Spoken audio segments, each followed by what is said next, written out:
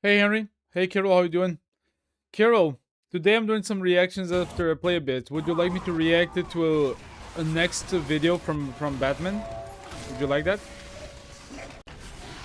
It's been a while and I was thinking that I should return to that series.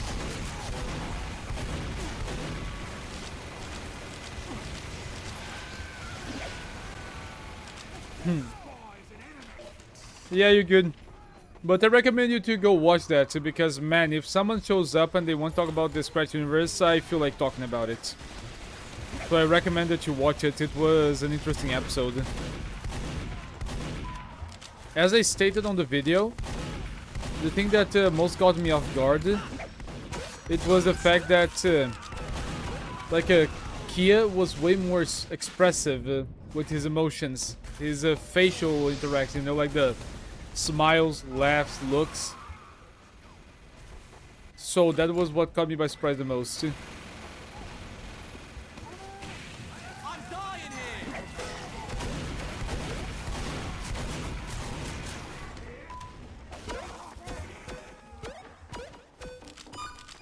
here. Got him. Go, go, go.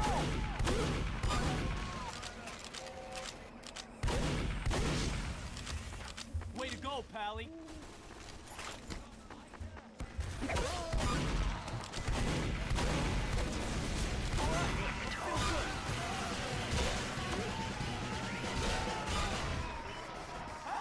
Man, we did a good job this game. Let's go, let's go, let's go.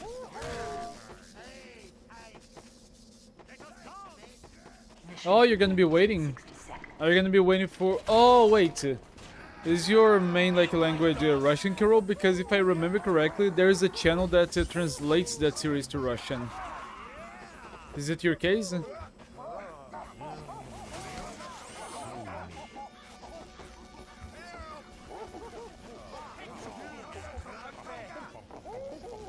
Or are you waiting for the auto translation?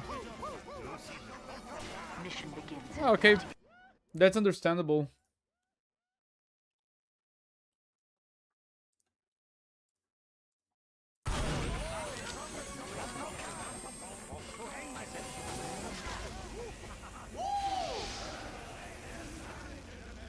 Damn, pro spy.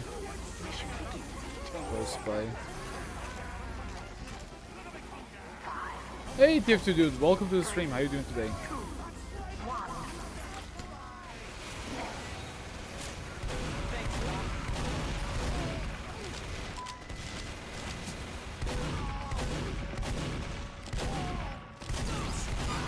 Ooh, that was close. Thank you, Heavy.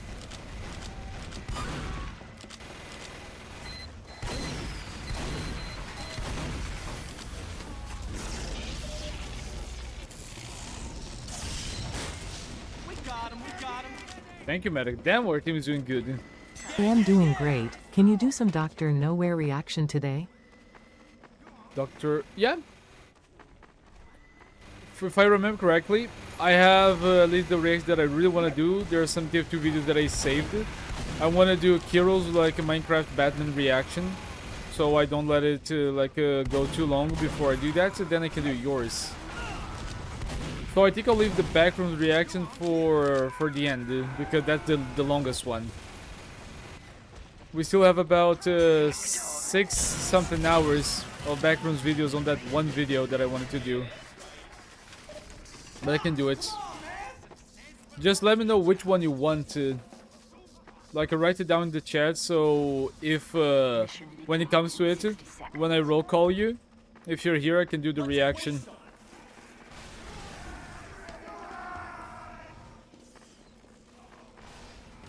Yeah, Kirill, it's understandable. In my chat, I believe that I have more people that are not from an English-speaking country than like an English, like a native language. Hey, Walker, what's up? So that is very understanding. So it's okay. Plus, when I react to stuff and when I'm reading the chat, I put my YouTube to translate everything to English, just in case. So that there might be also you know, there might also be a massive loss in translation at that point. Do you have any videos for me, Walker, on Discord? Last that I checked, you hadn't sent any. Did you send anything today? 5, 4, 3, 2, 1.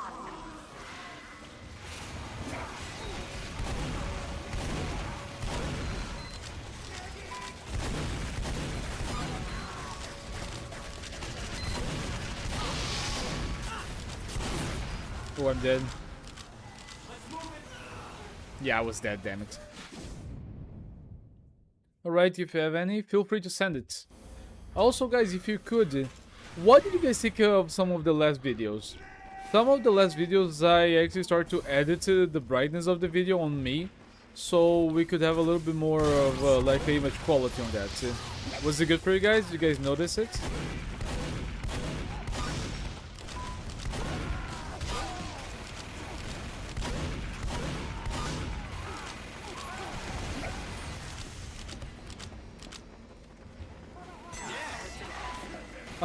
Henry, I think that what Scout does in this game, like, it's already like he can already double jump. So if in the game he actually has the ability to double jump, just imagine what he could actually do with parkour and other things in real life. I think Scout is extremely agile, more than any class. He can do things that no other class can do. So I think that he can do much more, and he's only limited by the game. But at the same time, he's given many gifts by the game itself, so there's that. Carol, I don't know, that's a YouTube thing. Because when I'm playing and doing this right now, everything's translated to Portuguese, which I don't know why. Maybe it's a setting that I have enabled on my computer, or my computer does that by himself. So, I put everything to English. You know, because that's the language that I speak on the videos, and that's the language that I choose to speak on my content. That also helps me control myself from not like running away and just speaking other languages when I'm doing the stream. You know, it's kind of like a controlling factor for me and my content.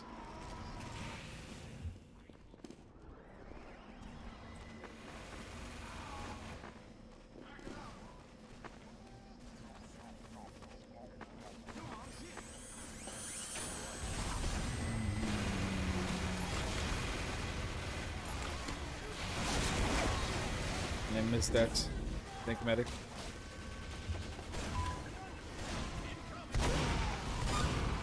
You will not, NG. Man, they really want to set a base here. I cannot let them.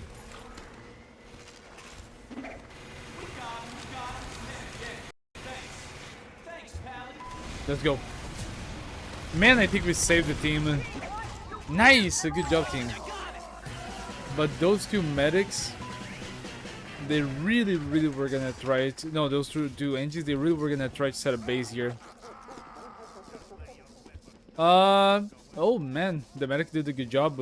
Honestly, the heavy and the medics, demo man, they really carried this game. Left. Play ball. Oh, I like this song. Loser weepers, yeah. Welcome to the end of medics.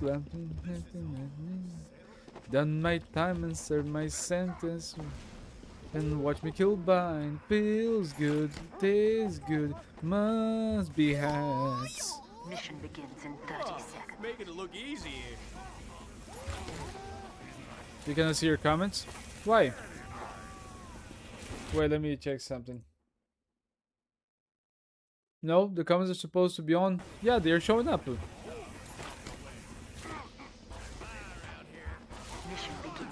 10 seconds. So close I can taste it. I see what's mine to take it. 3, 2, 1.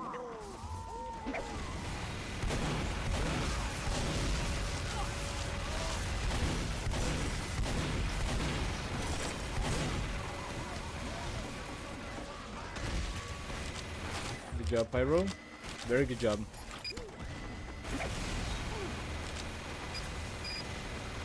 You know legends never die. And if you don't, ouch. And if you don't know, now you know. I see what's mine to take it.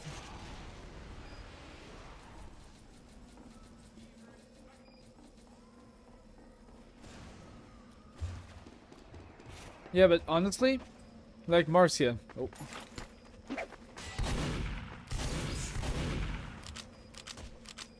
Thanks, Pally. Also, I think the Scout is one of the only mercs that he could, like, he just take down a sentry by himself with, with the right, moment, you know, like, with the right momentum.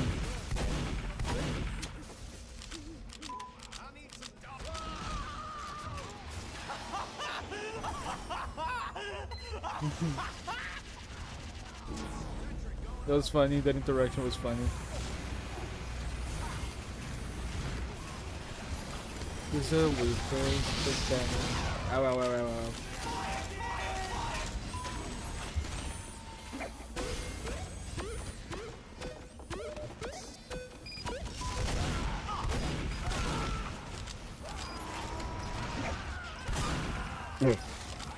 Piss.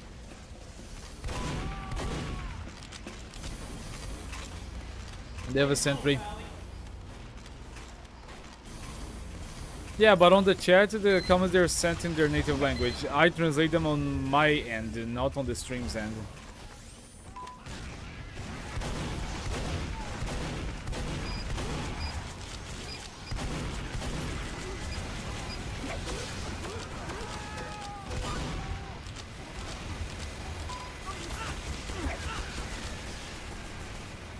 Come on, Heavy, we gotta hold this.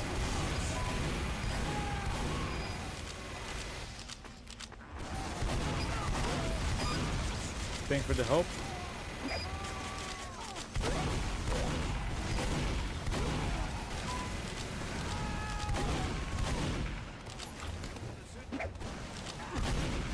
Big sniper. Ah, man, the soldier got me. Hey, Purple, welcome. How you doing? Excited for Belgium. I am terrified, but we've been getting some good news. Thank you for reminding me, Purple, because today my laptop arrived at my rendezvous point. It arrived at like a family member's house. That's where we set it to be delivered to, and it's there. So that's actually great news. My laptop is there.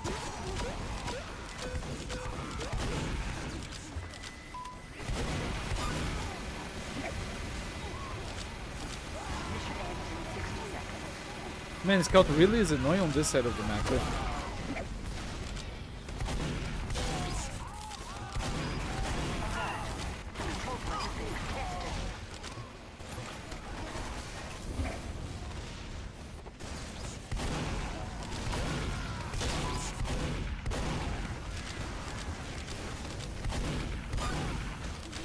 Got him. Mission ends in 30 seconds.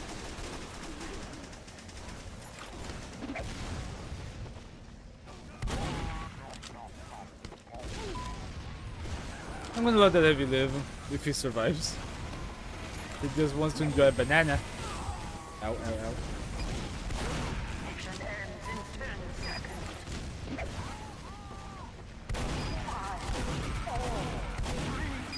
Hold it, Heavy. Hold it, keep her going. Nice, GG. Man, we did a good defense. Okay, so here. Heavy is very slow, Pyro is long range with flamethrower, Medic is split into team that's good but not good, and a team that's bad. Yeah, being a medic is like you're highly dependent on your team. You cannot be the decisive killer. You need to be the decisive like healer.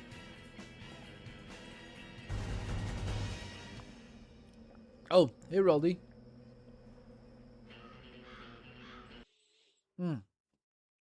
But Purple, I am excited for the laptop. And I already like got the deal for my PC. And I'm selling it to a friend, and he was very understanding. Yeah, sure, I can see it, Walker. But I'm gonna be selling my PC right before I actually get into like the plane. Right before that, so like 1 day before. And afterwards, the PC is not gonna be mine. So I think that in the last weekend before I go, I'll have to just erase everything on the PC to make it ready for the delivery. Nice camera angle, Danny. Thank you. I mean, this is like the camera angle without the zoom. So this is just something that this is what you guys should see if nothing like happened, you know? Like if nothing was zoomed out. The video doesn't seem to be loading, Walker. I click it for it to go, but it doesn't load. I'm gonna try it in a few minutes. Maybe it's not loading yet. Prepare to compete in 10 seconds. Yeah, thanks. 5, 4, 3, 2, 1. But man, I think that Scout, if he knows what is going on and he has like one single individual like to focus on, I think Scout is just like one of the most menacing classes. Considering all of the classes, all of the mercs, Scout's abilities to be fast and to shoot fast like this and do so much damage to one singular target makes him one of the most dangerous TF2 classes. No wonder why so many people main Scout. Scout is like the ultimate like annoying creature.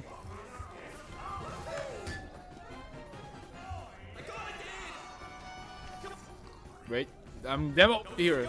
Here's the lap So dance demo. already doing your bags, you know what you're gonna take and what you're leaving. I already know that for a couple of weeks now. Would you like to hear about it, Purple?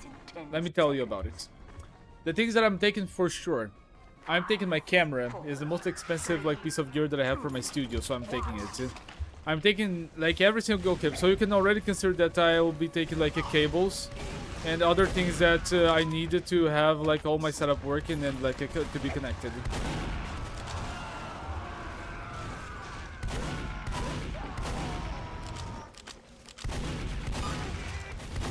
I am the spy. But I'll get my camera. I'll get all the cables. I'll get my microphone. I'll get my keyboard, and I'll get my mouse. And I'll get like my cam link. Those are like all things for my studio that I'll be taking. Like just like quality of life stuff. I'll be taking my headphones, my headset. I'll be taking a new phone when I get there. I think I'll transform my old phone into like a part of a camera rig that I've been thinking about building. I'll take my stream deck. How could I almost forget the stream deck? So like work essentials, camera, like phone, which I'll transform into like a piece of like maybe a like in real life like setup to record. My stream deck, my keyboard, my mouse, and the headset. And the Elgato cam link. That is like the essentials of the essentials for this. And like just like for fun, I'll be taking like a few things that I'll be able to use while I'm there. Maybe when I meet new people, maybe if I meet people that enjoy like nerdy stuff. I'll be taking some cards that I got for my birthday, which is like a Lord of the Rings set, so they come Fun with fact, images if from you the were heroes standing and in creatures of Middle Alaska, you Earth. can clearly see Russia, and I think it would feel like as if Russia is downhill. Cry about it, flat earthers. I'll comment that on a second, Rowdy, but now I'm hyper focused on the travel thing. I'll be taking some cards, my Yu-Gi-Oh cards, you know. It's a very basic deck, but I still would like to be able to use it to play with people, you know, to have fun. And, 4, 3, think 2, 1. just for fun. Man, I wish I could bring my D&D books, but I'm going there to study. I wish I could bring a lot of D&D stuff, but it's not for the best.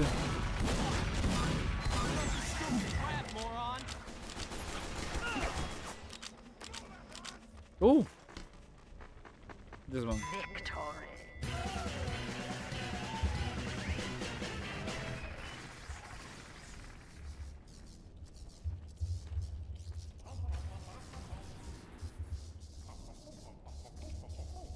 Mission begins in 60 seconds. Man, like I have so much D&D stuff. I wish maybe I should do a little video just showing you guys my current D&D collection.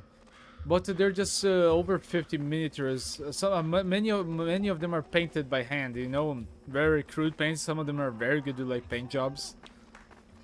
I have my books. Maybe I'll just take it if I have space. But is it weird that maybe Mission begins. I kind of want and I don't want to like bring them? Maybe I'll bring it if I have space. Maybe if I'm very like just determined to bring it, I'll go ahead and I'll take my stuff, my D&D shit. But I'm scared because what if I take it on the trip? What if I take my suitcase and it just breaks, you know? What if like the airport people, they're not nice with my D&D stuff? I don't want them to break. 5, 4, 3, 2. I don't know, I'm very sentimental about a lot of stuff. I get very attached to a lot of stuff. Oh, I'm not getting there anymore.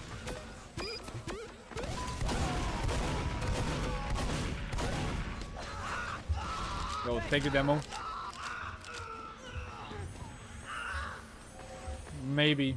And put cotton in a plastic bubble. I know that to like our current plan, Purple, is that I'm gonna have access to like 2 bags to dispatch, and I'm gonna have access to my hand carrier and another like extra small bag. So what I think I'm gonna do, what we have our current plan of action is that I'm gonna go ahead. By demo. I'm gonna take my big backpack, which I already showed you guys. And I'm gonna take that backpack and I'm gonna put all my clothes in it. All my t-shirts, all my shorts, pajamas, underwear, socks, everything's gonna go there. It's a backpack that if it goes missing, it's like, okay, it sucks, but at least I'm not gonna have any like bad thing happening to anything important. And all of my work gear, which I really care if it goes missing, I'm gonna actually put on my like plane backpack, and I'm gonna actually take it with me. So it's gonna be like my essentials to bring with me. I'm gonna actually bring it and pass it through the, I think it's like TSA, right? The airport security, and I'm gonna bring it with me. When I die, I'll check it out, Walker.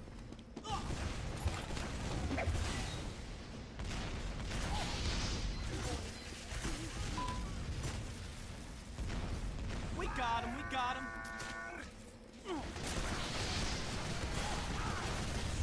I want to.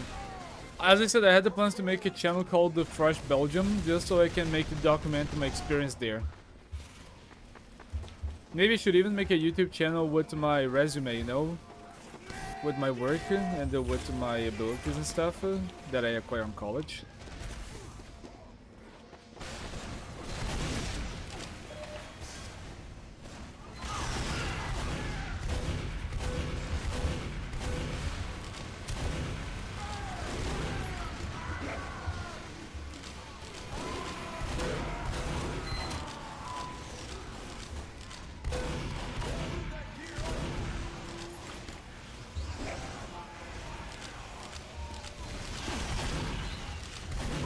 I got grabbed.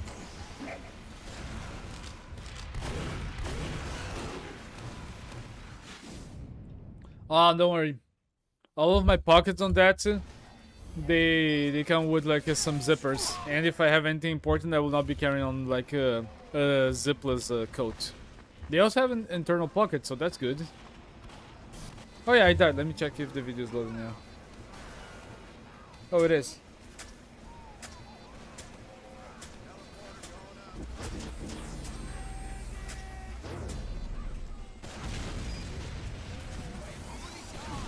Wait, what was that?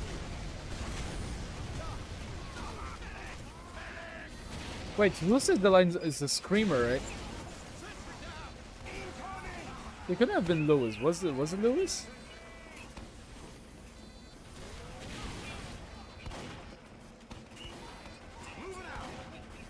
What about the horde?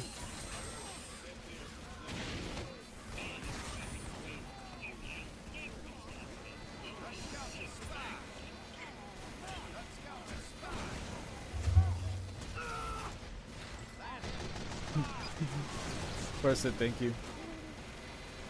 Oh wait, that's the second one? Wait, yeah, I didn't I watch the other ones? Oh wait, so today's the 10th. Didn't I do a stream Friday? Didn't I watch that one?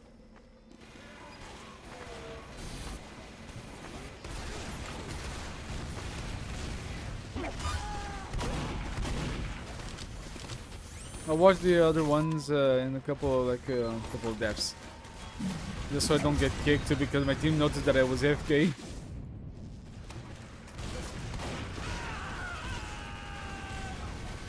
Yo, a little help here?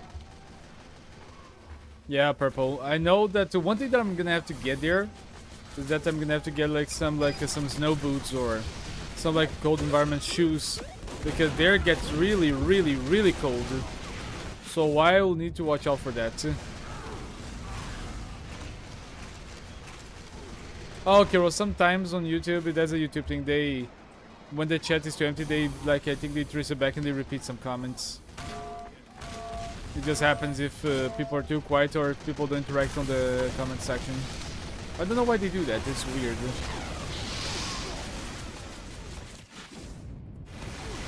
Oh, they got another Phlogisnator Pyro.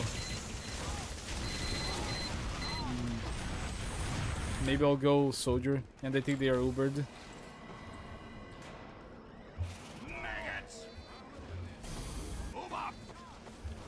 Oh, so I did react to that. So like the double video, I didn't react to that. Did you send after the Can you stream? thank Belgium for inventing fries, fancy songs, friendly locals, less smokers in public? Wait, why did Belgium invented less smokers in public? Because they're not French?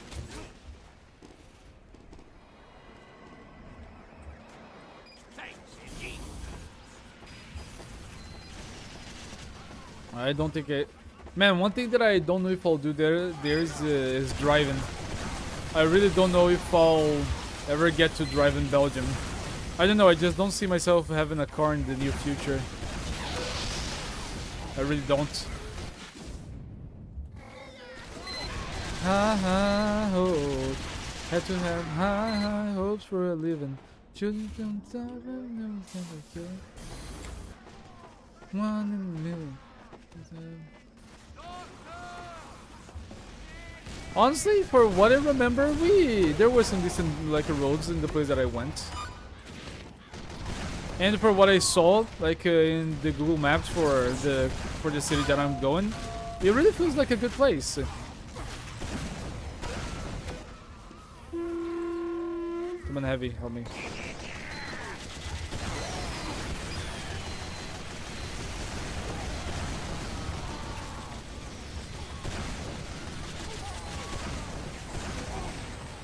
Nice, we got the sentry.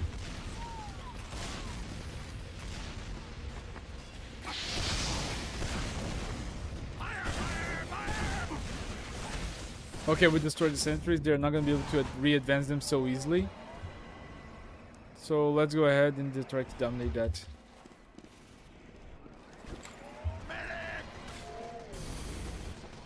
You know, I've been getting a lot of news about extremism in Belgium, you know, political, religious extremism by some groups, so I'll try to be careful about that.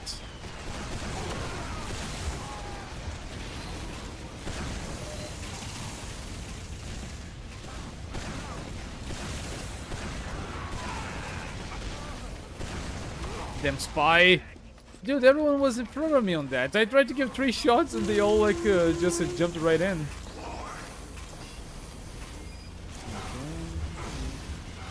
Wow, how? Did he give a rocket jump? Yeah, I think I'm gonna be good.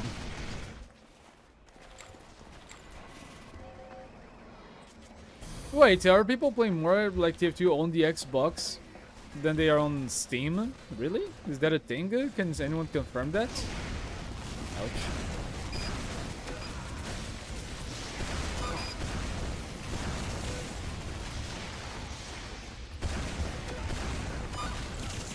Got one.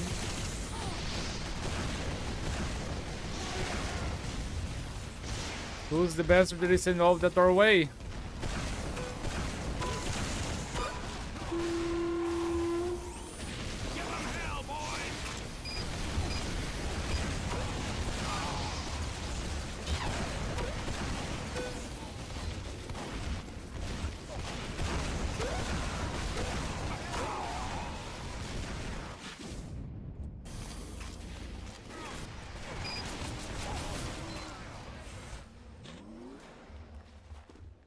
I have a question, Walker. In this like a lore that you're making, you know, adding the two scenarios, how long has it been since the infection started? Because on Left 4 Dead, the infection started a few weeks after the first like zombies start to show up, the first infected.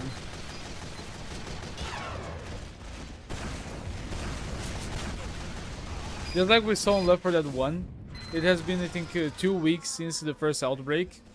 And that's when the zombies started to mutate and we got introduced to every single like special zombie that we saw.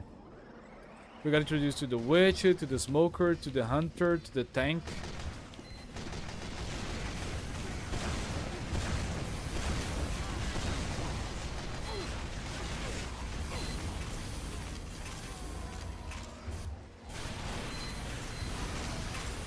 I might need to try to go through the tunnels.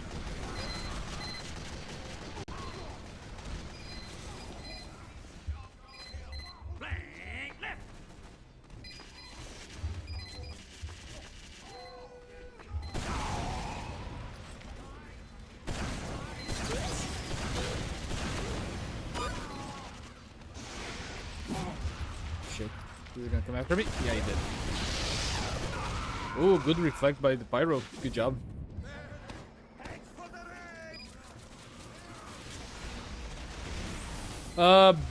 Boomers and spitters, I don't think they were in the first Left 4 Dead game, Walker. I think they were added later. If not on Left 4 That's a Dead good 2, reason why right I don't after smoke they were in. added I after want the my trailer. lungs and eyes be well, want my teeth be fine, want my voice sound clear. I need to French drink people less. just can't see that. I need to drink less sodas. That's the way that I'm gonna get my teeth to be a little bit less stained, because Coca-Cola really stained my teeth over the years.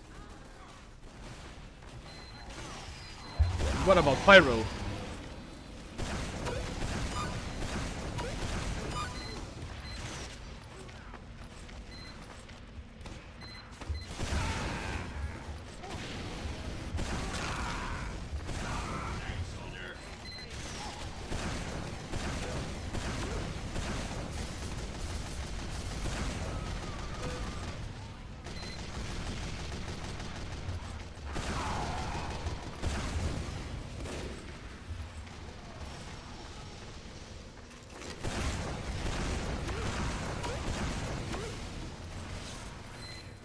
So I guess I'm a little bit hyper focused right now.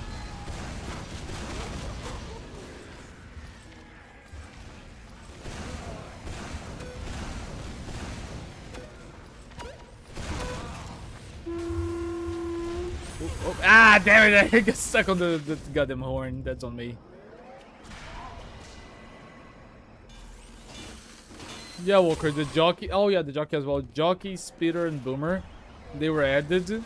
Boomer, I think it was just like addition to like it created more challenges and more like deterrence on the mission. But Spitter was like a way to try to counter camping and just like a corner hugging.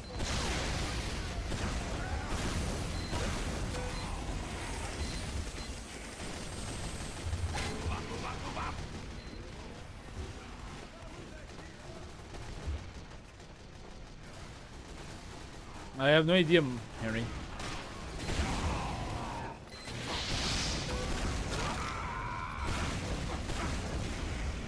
Dude, my rockets, they didn't go boom. Empire didn't explode. Ooh, silver. Oh no, there's another guy. Man, if I managed to get a medic. I think I'll try to go underneath. Engineer is ready to team. Let's let the spy go. Go! Let's let the spy go first. We follow.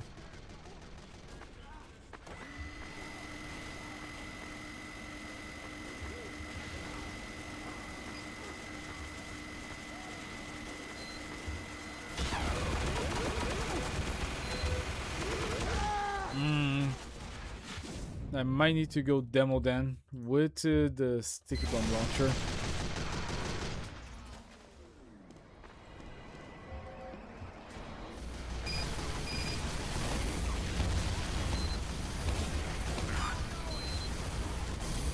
Damn, double dispenser here goes clutch.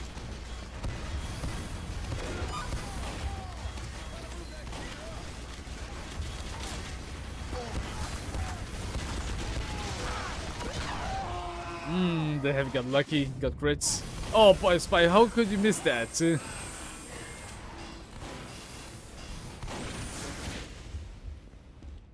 Yeah. You know, nowadays I have a little like Alexa here in my room.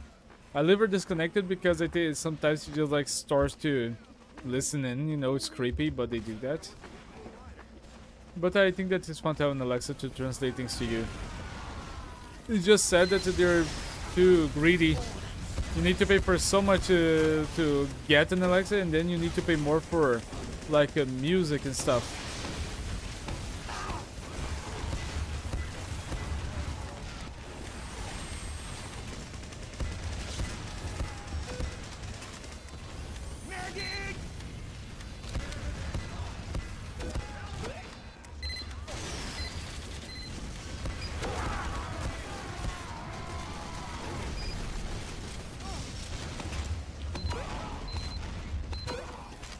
I think the medic has Uber.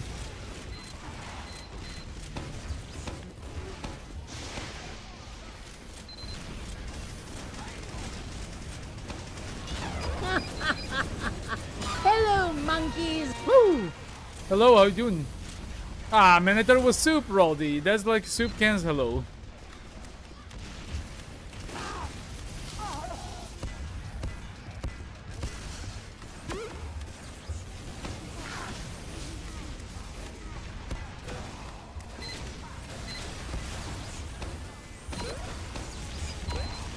Ooh, that was scary. Now we lost. Yeah, we lost this. The medics, they abandoned. They changed it. I'll have to be a medic now. Okay, we got 2 medics. That might be a good chance. Oh, memories. And then we lost a lot of ranges as well. Man, -1 scout. This isn't just good. Yeah, I think if we change the scout for another soldier, that would be better.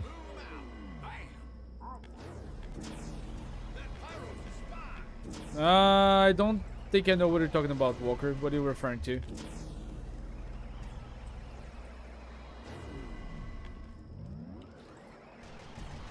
Yeah, maybe. Soupcan is more of a guy that kind of shows up when they're like he gets hyper focused on something, or when he wants to talk about something. Right? He said that he's also a mod on different communities, so that also makes sense. He must be on other streams or playing games. Come on, soldier, you seem to be a good one. Let's try to win this.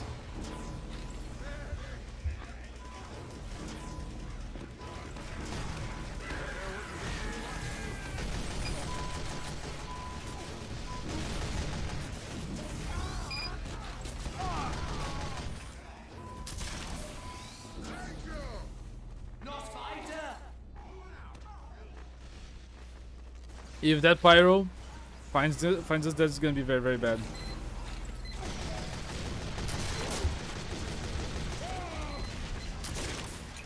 I think he got headshot by a sniper.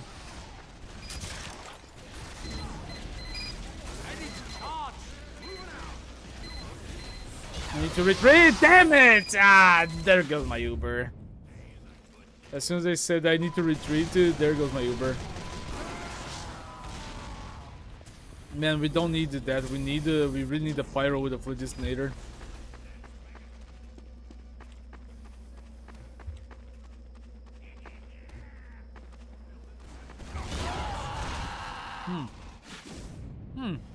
Okay. Didn't match up with where he was looking, but okay. I think our team's starting to slowly give up on this. But I think we won, right? We protected like the first base. The first point. Or is this already a new match? I don't remember. I really don't.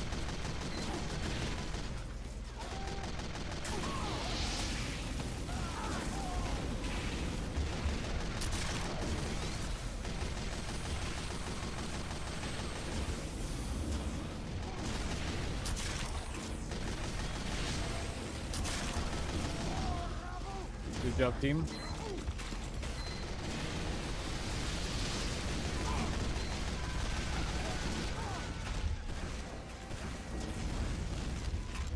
As long as we don't get a random spy, we are good.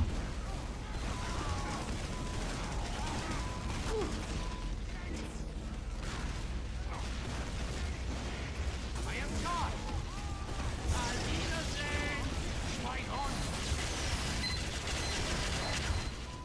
We got unlucky. The pyro was there.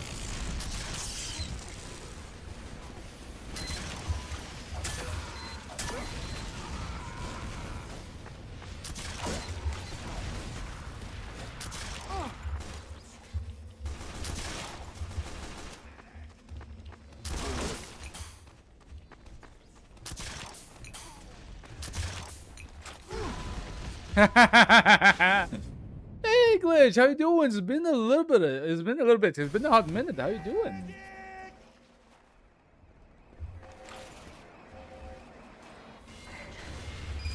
Yeah, we're still a small community, Glitch. Might have shrinked a little bit with like the months, like the last year, but I think that most people remember of the OGs.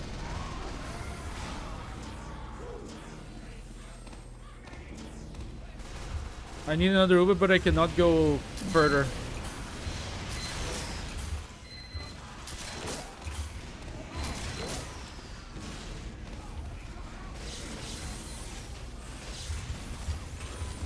Hey, what are you doing?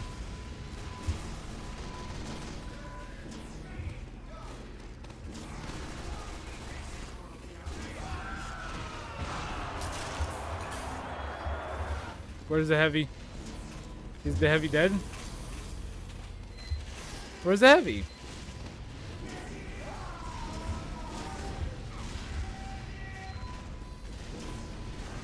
Man, we got too much snipers now. Too many.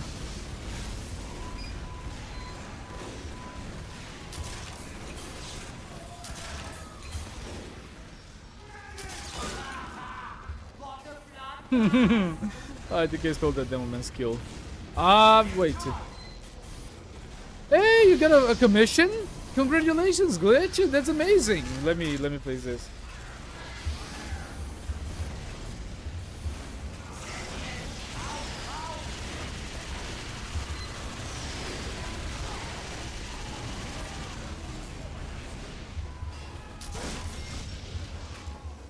Gotta heal the soldier.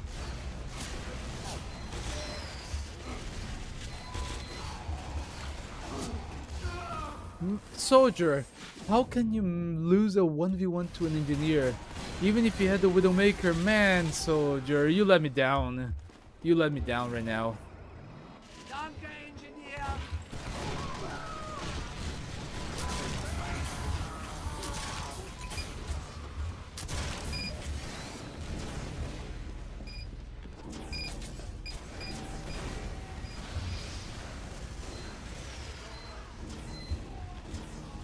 Okay, now this might be your chance to win. We're really pushing them against the last point. But really, for your first commission, 8 euros is very good. He's taking theoretical parts of driving courses.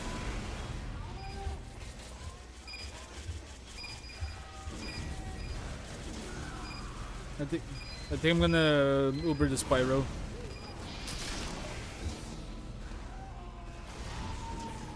Okay, another Pyro.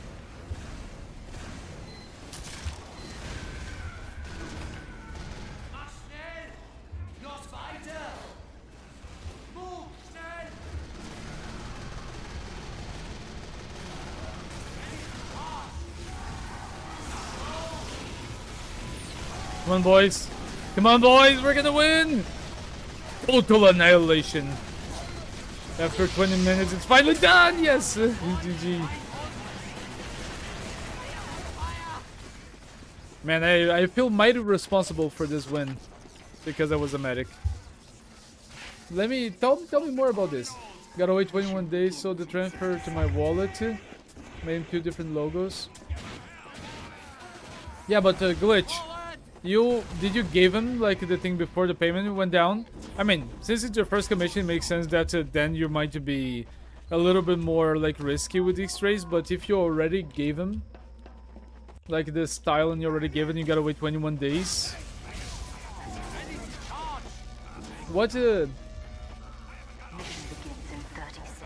Okay, but did he transfer to your bank account? Did he transfer in items? I think I missed that part.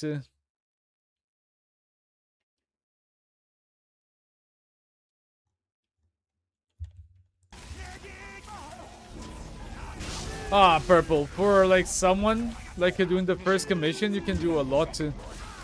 You can maybe expand like on a program, you know, for like a purchase or for a monthly program, so you can use for some things. Like yeah, not much if you have a lot of expenses, but you can save it for something else. Oh, I almost let the heavy die. Heavy. Heavy, careful heavy, careful now heavy, careful now heavy.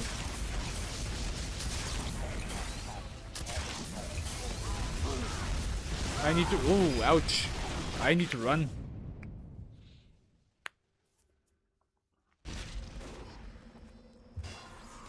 Hey Light, how you doing? Welcome to the stream.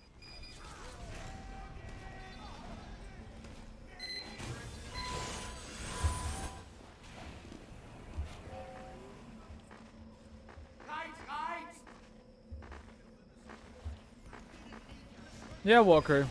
And also, how I mainly asked, what about the timeline? Do you follow the same Left 4 Dead timeline, or do you follow a different timeline? Because I think that the game says that it took a few weeks for the first special infected to appear. So, what's your take on that? Is it the same for you? Time to be a pyro.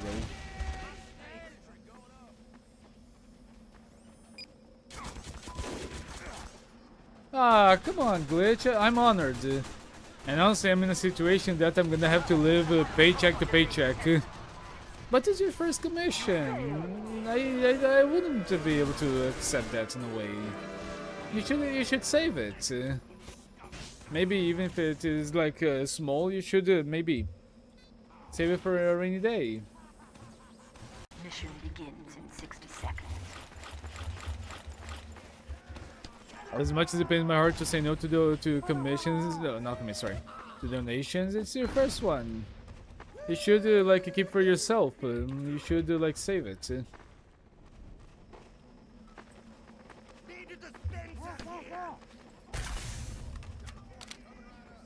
Cheers. Mission begins in 30 seconds. Your Steam funds? Oh, maybe wait a little bit to wait for a promotion. Because that's the thing, if you actually put it into your Steam wallet now, it's gonna be there. You're not gonna be able to buy anything else. But if you keep it in your wallet, or maybe if you even invest it, like just for the future, it's gonna be like giving you money. Or you're gonna have it at your disposal if other priorities comes up.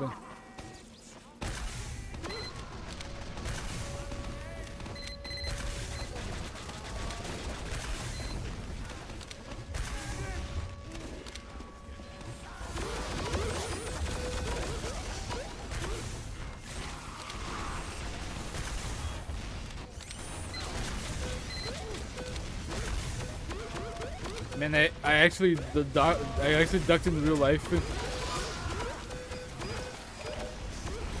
They're gonna go for the point. I need to meet them.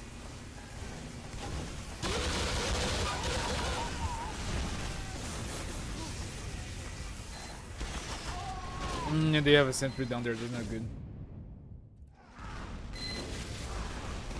Glitch, honestly, I wish that we would still have the chance to get extremely valuable cases in TF2, but they were very, very rare. I like just like CS2, right? There are some crates that you can only get on certain special events. However, if we were to get special crates that they are that they're rare, they're guaranteed to give us like a very good unusual effects or very desirable like rare hats. Then I feel like TF2 would have a better crate economy if we try to follow a more like a CS2 route on this. Thank you, Soldier. Thank you for the help.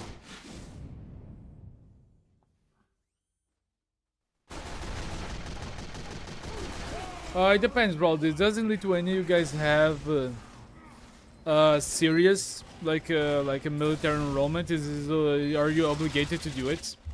In Brazil, some people they have to serve. You need to go through a selection, and if you're selected, you have to serve. But if you don't want to, depending on the place where that you live, you just say no, I don't want to serve, and you don't go.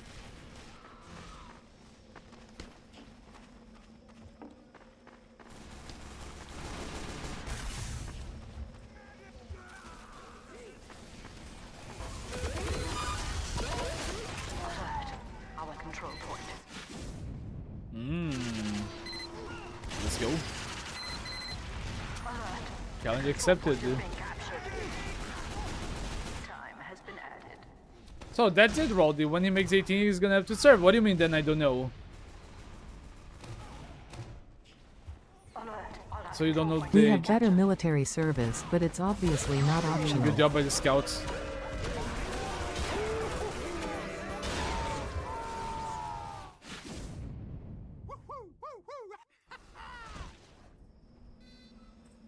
I don't think that just obligatory military service means better military service.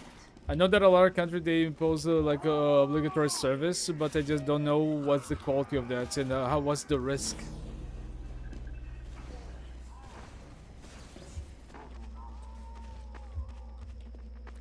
My friend he really has helped me with Steam.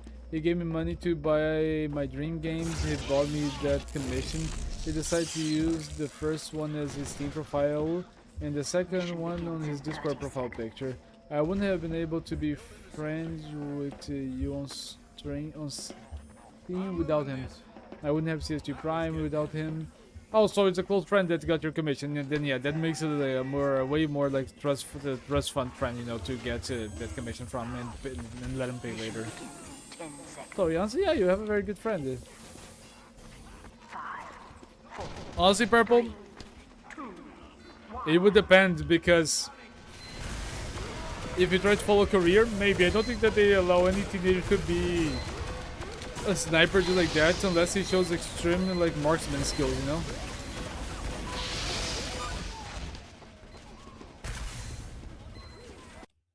Oh, it lagged? Oh. That's fine, that's scouts.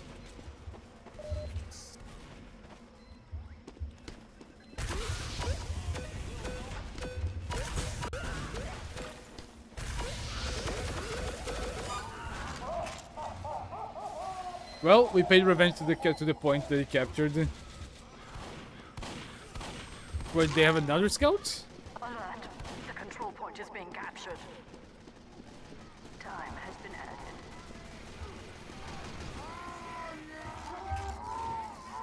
This is my moment. Fuck. Oh, it got me. That was embarrassing. Engineer versus engineer. Certified TF2 moment right there. Certified TF2 moment with the NGs.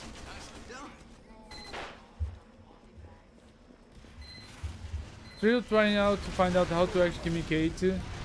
Man, I think that just don't become like a bot spammer, Glitch. Don't become a bot spammer.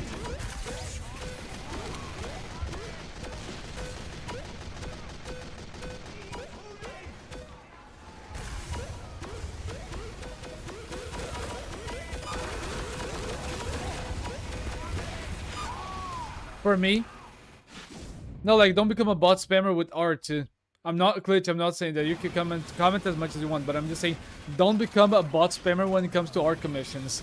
because I am in a few D&D servers, and every once in a while I have a random friend request that comes from a profile that seems to have been created not so long ago, and that has a like a funny or woman or female profile picture, and it has a female name. So you already know that that's someone that has crafted the bot to try to get people to trust the person and to buy things. But you know, my non-professional recommendation for that sort of thing is to always maybe make a YouTube channel, record your art, like your drawing of the art, make a make a time lapse of it, and after that you just. Damn it, he's got the taunting rights. He's gonna die or no? Damn it, he didn't die. But yeah, that's all I say. Like, if you can make commissions, if you can make art, if you can make drawings and you want to sell them, make a YouTube channel. Like, you decorate it as according with your way of doing things, you know, with your style. And when you get a commission, or if you're just drawing for the sake of drawing, record that with OBS. And then you quickly edit and turn it into like a 1 minute time lapse.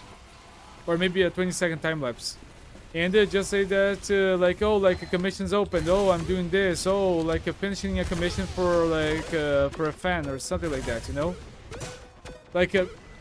make your leisure time with that into work. And it doesn't matter if you don't make anything within a couple of weeks. It doesn't matter if you're having a hard time creating stuff. You just have that option there, and create and post when you are actually ready to do so. You know. That is my best advice for that. What do you mean join a club? Oh, football. Okay, now I get it. But if you want to sell commission, that's my advice for you. Just go ahead, make a channel, and then put your commissions there when you are able to make a little video on one.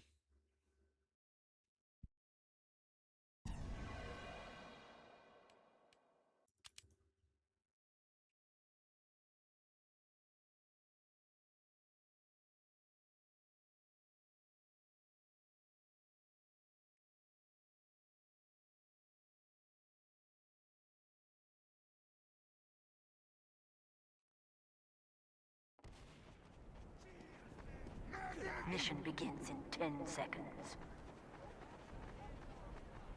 5, 4, 3, 2, 1. Soldier time. Is this playlist all generated? It's from YouTube Music and it's on random. I'm on the Panic at the Disco playlist. Sorry for interrupting. Honestly, Roddy, we are talking about a glitch, a side gig to make commissions.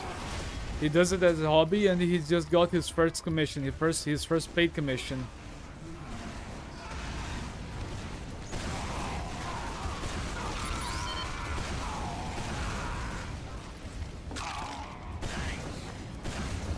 And we were just talking to him, hearing his experience on it, and I'm also giving some personal advice, or what I always comment to people that are making commissions and art.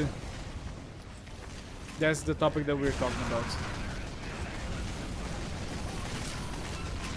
Oh yeah, there are some forbidden words that YouTube will censor itself. I have a few that I don't that I myself I put there.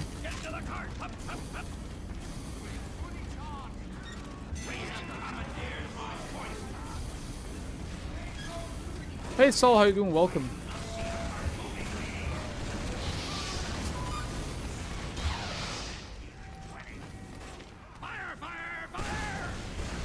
Honestly, I think that I'm gonna have to take down this meta, man, because the laptop arrived today. Bad news from Dostik. My girlfriend left me, so guess who's back in the game menu? Honestly, Purple, let me. I have a question. You don't need to answer, but did this happen a while ago? Because I felt like you and your girlfriend had broken up for a while now. I feel like it had happened for a while already. Because the moment that you randomly return to the streams, I felt like Did they break up? I feel like Purple would only come back after being absent like this if they had broken up. Oh yeah, so I was right. Because every time that you find someone, and for a scene that has a pattern, you find someone, you mention it, and then you go off for a couple of weeks, you don't come back. It means that it didn't work out. I had the feeling. Hey, that's good. Honestly, interesting enough, random personal story. Mission begins in 60 seconds. Random personal story. But like a couple of days ago, I think last week, I actually got to talk to someone that I knew last year. We chatted randomly. I commented on on a profile post that she did on Instagram. We hit it off, and I invited her for a casual date, you know.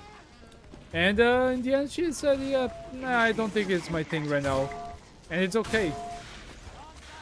And in this last year, weirdly enough, for those that are not here for that, I apologize, but it's a weird story about my personal evolution.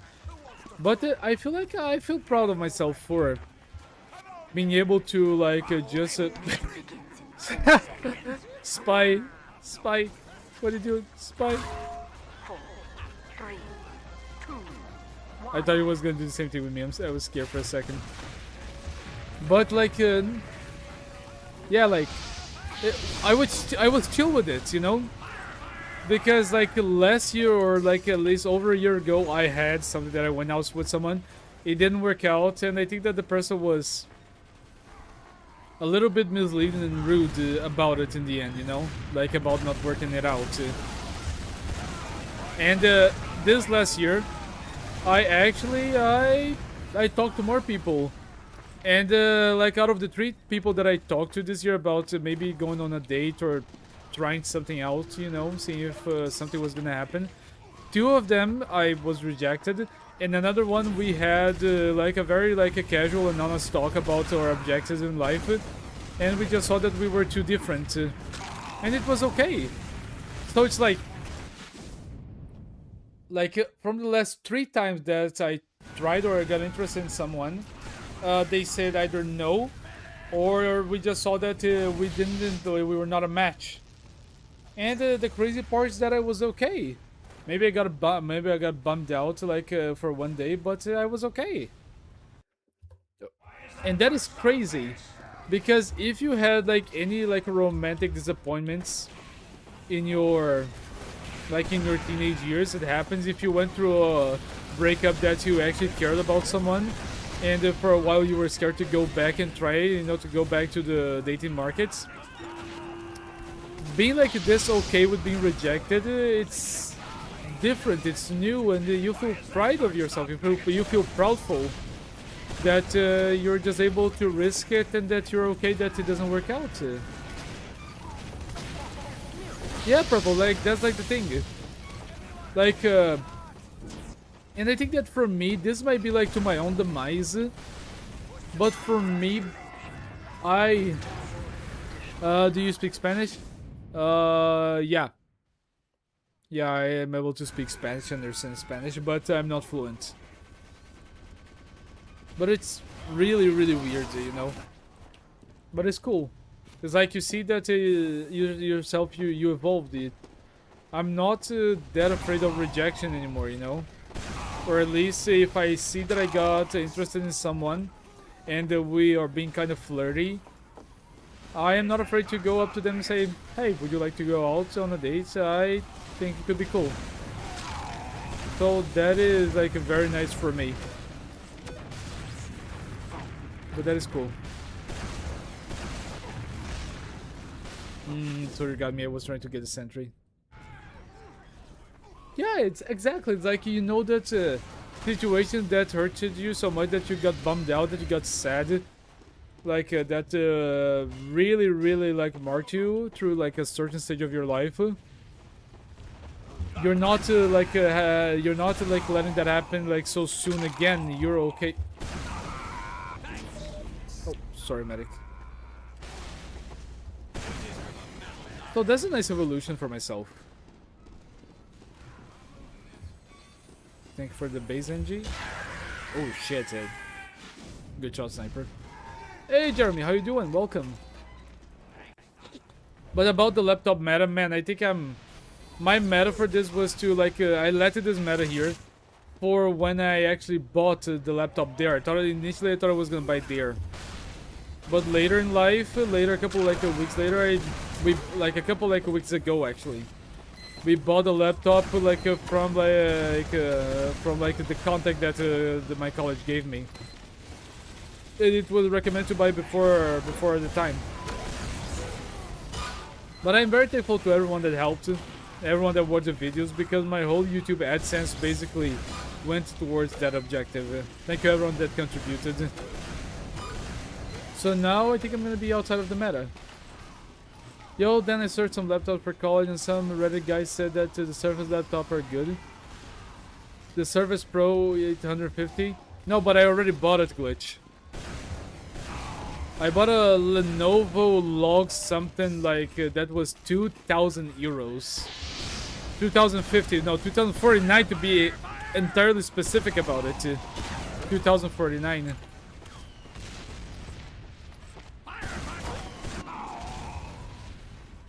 Yeah, and it was like that was like the recommended one. However, even though that was expensive as hell, I pulled a lot of my savings on that. And my family helped me as well for that investment, you know. It also adds to the factor that, honestly, they give you a really good deal on that. They already like put up front like the cost that is gonna be from like the tax that you're gonna get on the item, the VAT, as they call it in Belgium. I think is like the value added something. But basically you already know how much tax you're paying on the items already like calculated. You also get 3 years of like extended warranty. So for 3 years you're gonna just be safe that if something happens with the laptop you're gonna be insured, you know. Like that also includes like change the battery if there's any problem they change it. That also includes like home calls when it comes to fixing the laptop if there's a problem. And like a replaceable like laptop, like they give you like another laptop for your work if the laptop that you have like gets a problem, needs to go like into like some deep like fixing. Honestly, I can actually like tell you like the specs of the laptop right now.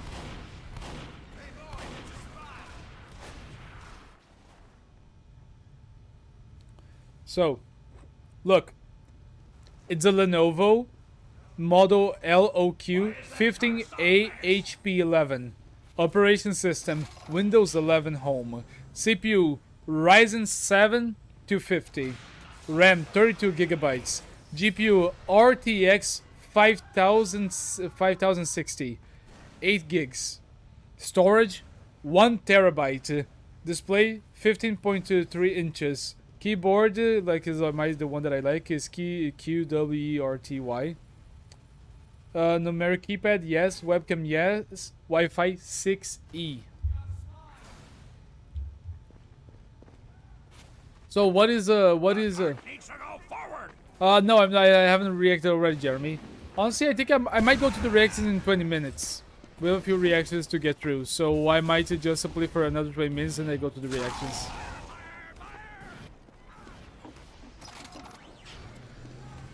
But you gotta think, the value added is that it's already included the warranty, and like 3 years warranty for the laptop.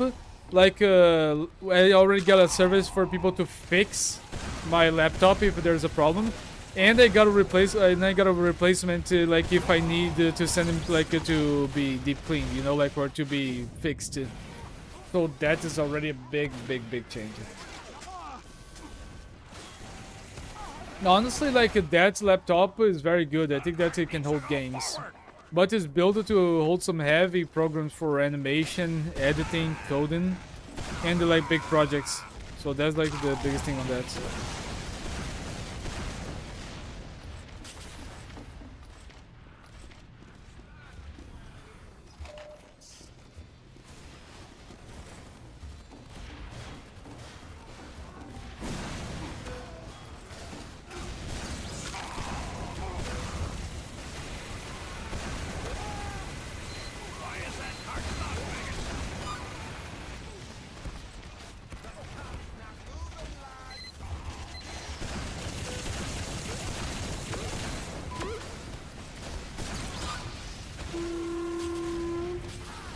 There's a moment I'm scared and hyper focused right now.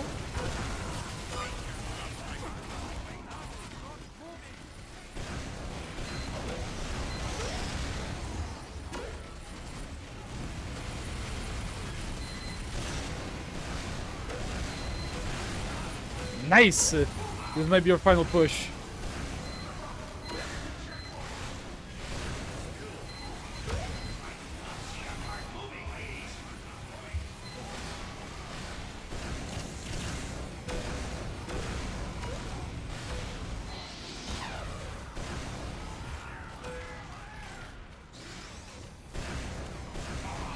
I almost killed myself.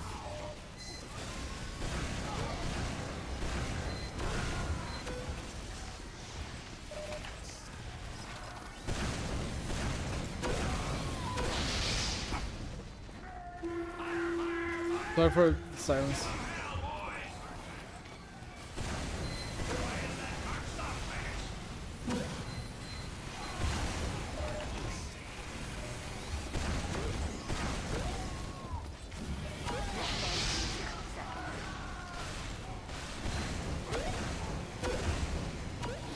Man, those 3 rockets, they were very, very clutch.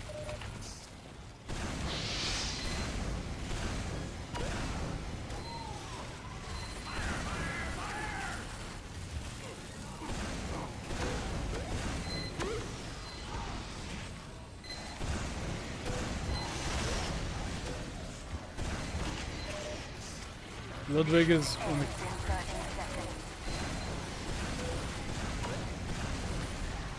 Sorry guys, hey, great Jerome's! Terrence! Sorry guys, I'm really, really hyper-focused right now. I really want to win! Let's go team! Damn it, I finally died. Oh, I think we lost 15 seconds. We have time for one more round after this. 5, 4, 3, 2. But that's a laptop. So as I said, like they also like have like battery replacements. So if the battery becomes like an issue, like in a short time, that's also gonna be solved. You know, that's gonna be like included on like the terms of like their quality.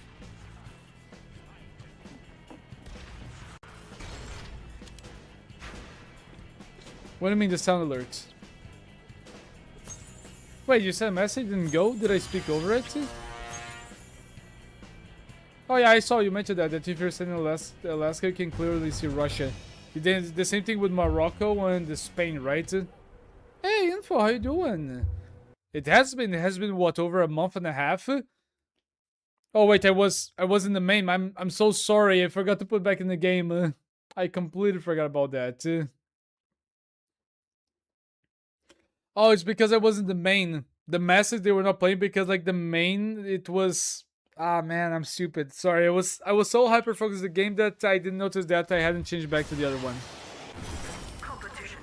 Okay, this is my final like 2 rounds and then I'm going. I'm gonna go do the things. I'm gonna do the reactions. Oh, good news.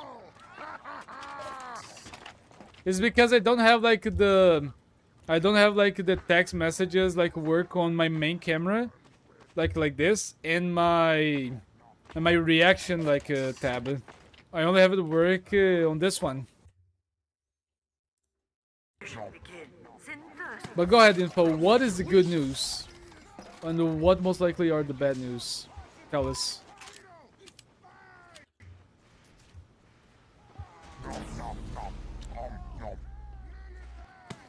Ah, so feeling. Competition begins in 10 seconds. Waltham Files 5, what is that? 4, 3, 2, 1. Man, I don't know if I'm gonna be able to do that one. I could do it in a specific day, you know, when I'm set to react to that. But today we already have some reactions, so I don't think I'll be able to do it today, Jeremy. Maybe on the next one, because today I'm already gonna react to a reaction that was given by TF2 Dude, a reaction that was given by Kirill, and also I want to react to another 10 levels of the backrooms. I don't think I have, did I? I really don't remember. I think I would have remembered that name. Oh, you guys actually make me hyped to watch that. You know that with creepypastas and like horror videos, there's something that just ignites on the back of my head and I want to react to it. I don't think I've ever seen it. Just like I hadn't seen The Boiled One, and when I watched it, did I tell you guys? Did I ever mention to you guys that when I watched The Boiled One for like the 3 days that followed after that I went to sleep, I was a little bit scared to open my eyes and see that shit. Did I mention that? That video really stuck to me. Really like stuck in my head.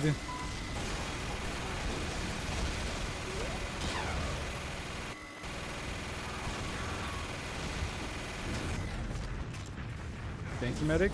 We're a good team.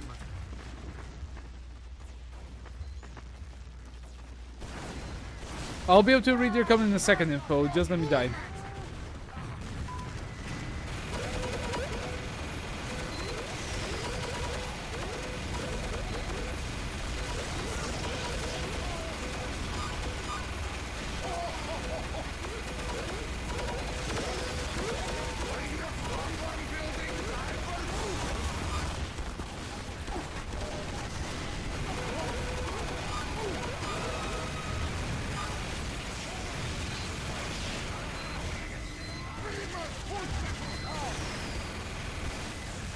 Man, now this is true power of a heavy main.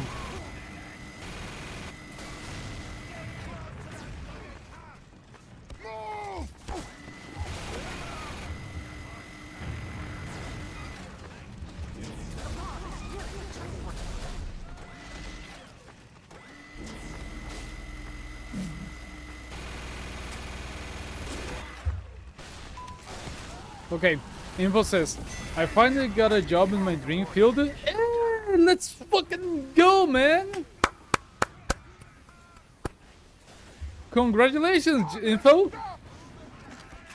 I was having trouble getting into this area. And this job will be a great start. After I quit, I'm going to open my own business. Man, this is great. Do you already have a business plan for that? How long do you plan to stay on that? Like a couple of years? Are you gonna save some money? What was the job? Of course it's with cars, but are you working in retailment? Are you working in a company? Or working like making cars? What are you working with? Can you tell us? And what is the bad news? Like if you said that there's good news in something, it most likely there was bad news. Life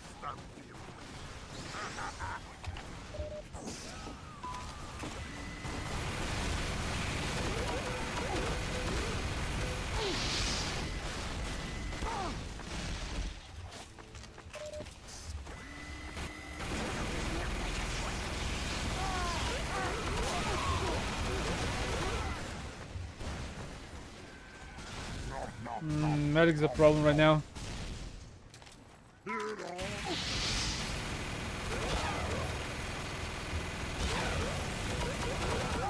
Damn it, I couldn't get him. Good job by the pyro. Ah man, glitch. There's a rabbit hole when it comes to art.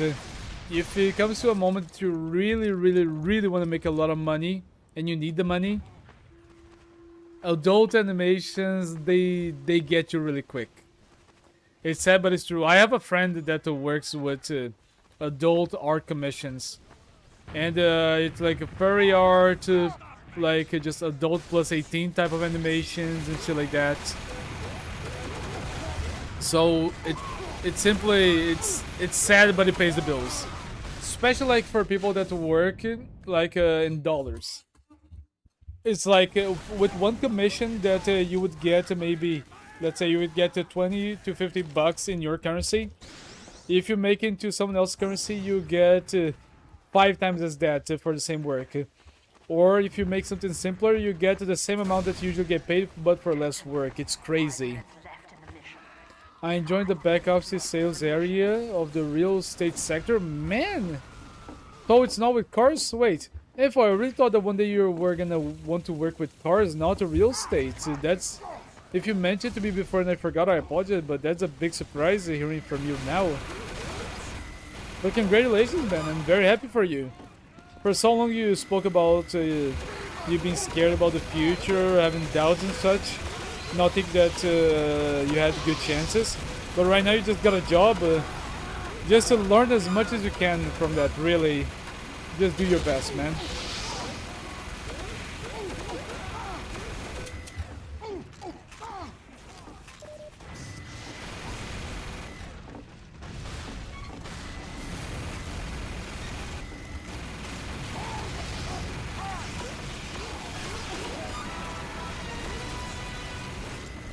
No, this is my kind of game.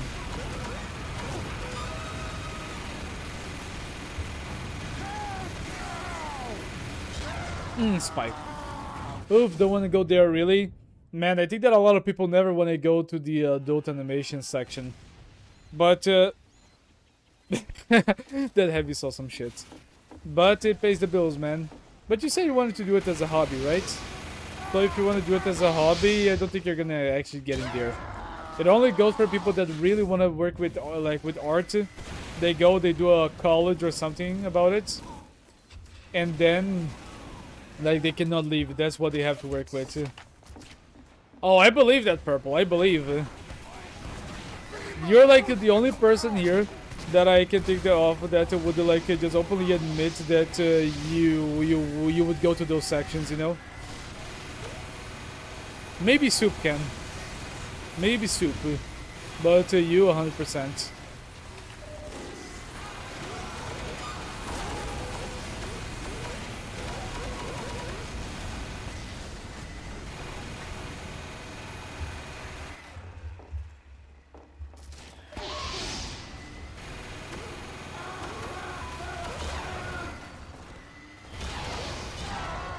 Spy.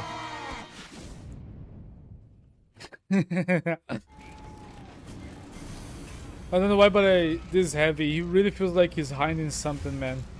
Did you guys see that he didn't want to look at the camera? Did you guys see that he was actually avoiding looking to the camera? That's... Man, what is up with that Heavy? He knows something.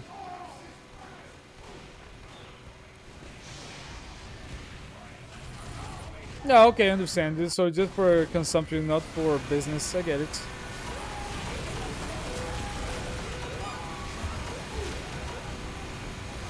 Damn, that scout is laggy.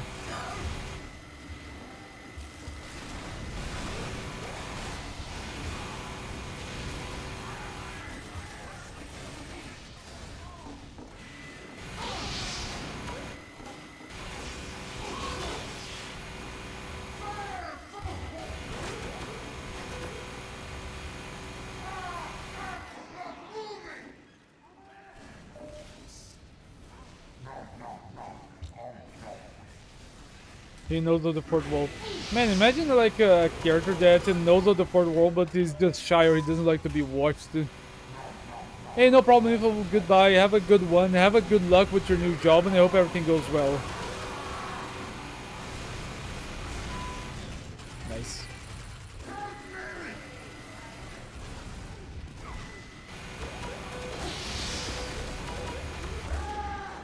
They have a sentry. It's in a very bad spot. We have the advantage. Again, Heavy. Heavy, what are you hiding from? Heavy, why are you looking away from the camera, Heavy? Why are you looking away from the camera, Heavy? Maybe he's scared of spies, that's why he's looking anywhere like this and everywhere. Attention. 5 minutes left in the mission.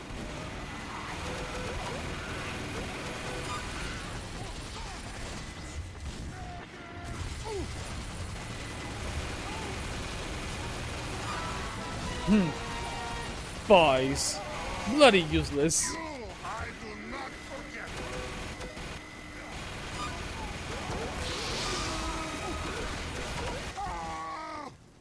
I think I would have been able to kill the scouts. But yeah, after this match, I'm gonna jump to the reactions.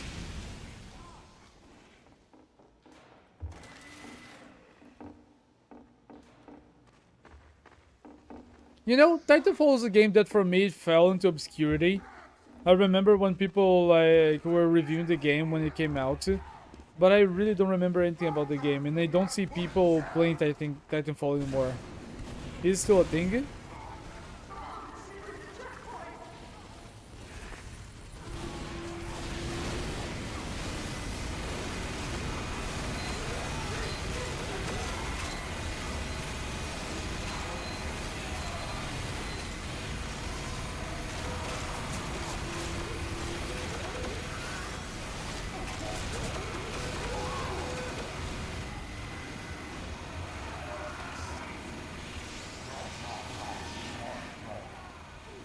Thanks, soldier.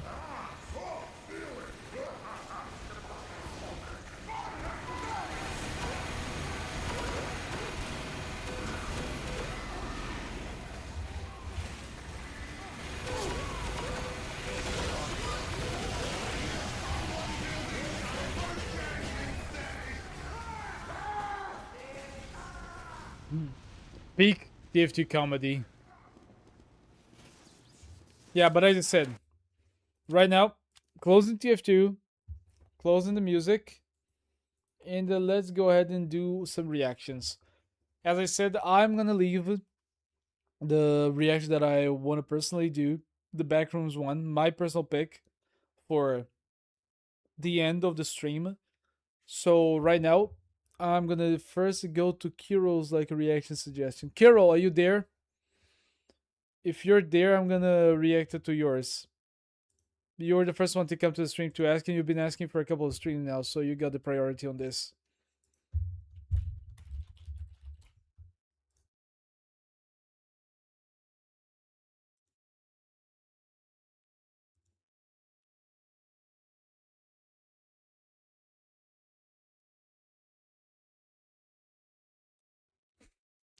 Man, honestly, I would feel pride if Heavy was my long lost brother.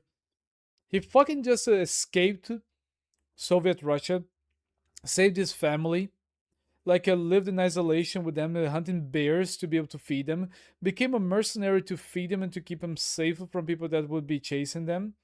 Honestly, the dude's a unit. Even if he possibly made some bad shit, you know, I don't see him just hurting innocent people. So I would be honored to have a heavy weapons guy as my brother. Okay, so Batman, what Batman 4014? Let me see the playlist.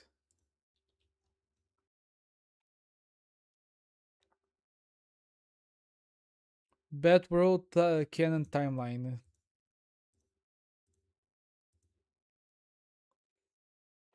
Are you sure? Wait, are you sure it's that one? Because there's a playlist. I don't remember if it's this one.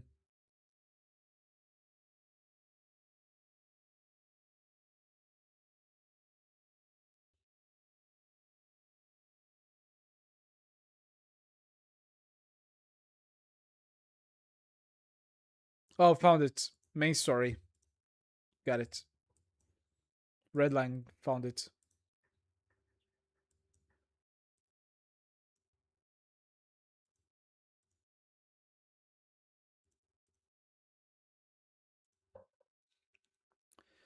Video, chat, YouTube.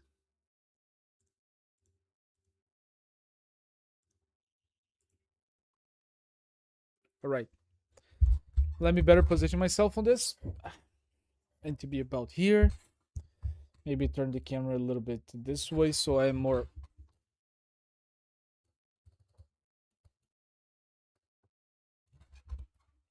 Yeah, what do you guys think? Is this good? Is this a good distance for the camera for my reaction? Is this good or should I be closer? What do you guys think? Let me change the Twitch to Minecraft.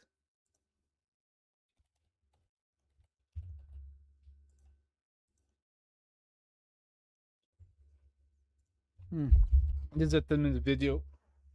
So I'll be a little bit closer like this.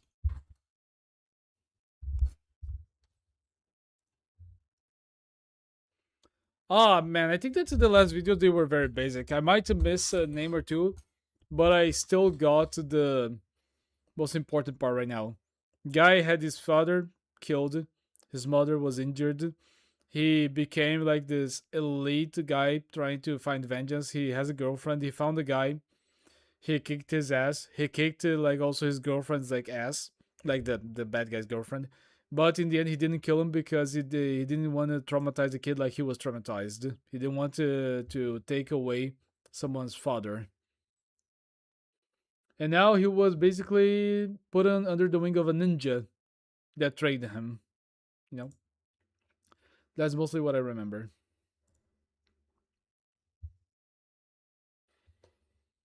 So yeah, let's do it. I already gave a like. This video is called Red Line, and it was made by Batman4014.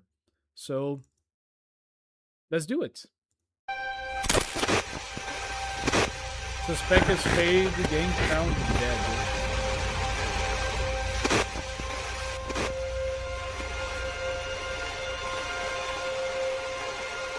It was him, right? Yeah, last episode. In the end, I think he didn't kill the leaders. The Spade guy and the Spade Queen.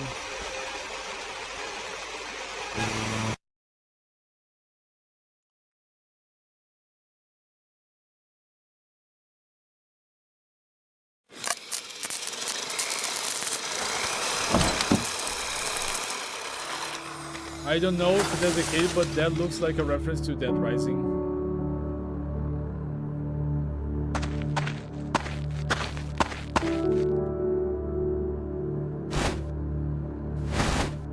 Walrim, Georgia.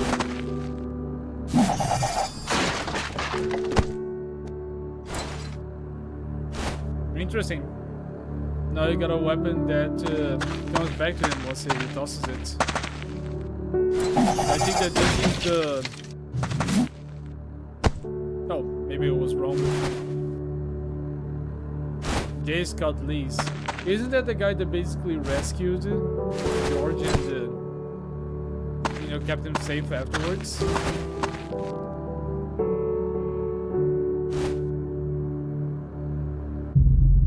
I'm glad you're still doing well. You are growing up like your father. You know, I need to give personalities to these guys.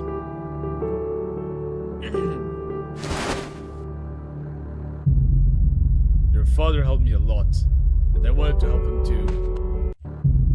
Press this button when you're in danger or need me.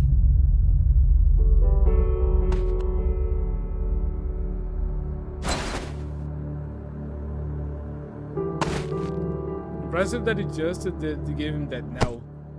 But maybe it's because now that he's actually actively getting into dangerous situations, that's when this kid needs this the most. No, yeah, I remember that, Kirill. You've already helped me a lot. So basically, he was his mentor. He was the one. It's like a Batman and Robin. Batman gave Dick Grayson the training that he got on the series. In his own words, he trained him so he wouldn't become like Batman. He gave him a purpose. He gave him something that he could improve, and also to just escape, just going to the rabbit hole, becoming a crazed vigilante that has no emotions. Walker Stacy. That's his girlfriend, right? After the fight, she went with him.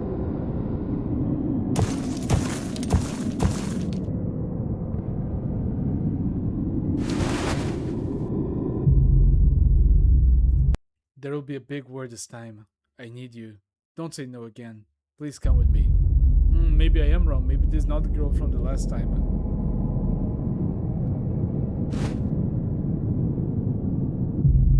Sorry. I don't want to do it anymore.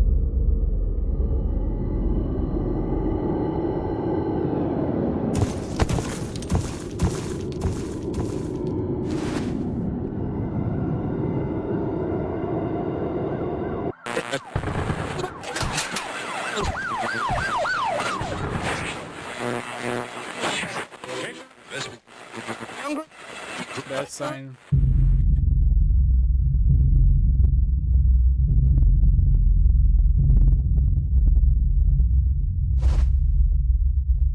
He's getting PTSD.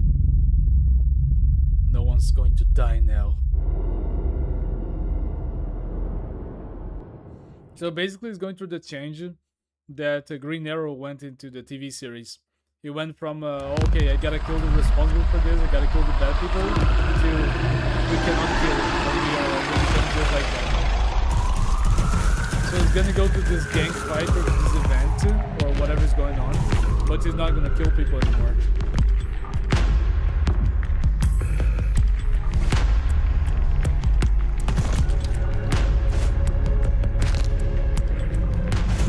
Still impressive that people were already able to do animation like this in 2015 and forward. This must take so much work, and the camera angles, the movements, and the animation itself is very high quality.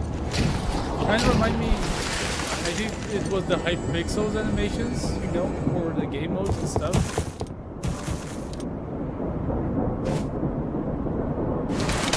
Oh yeah, Kiro, I definitely see a very big inspiration on Batman and Green Arrow for the story that George is going through.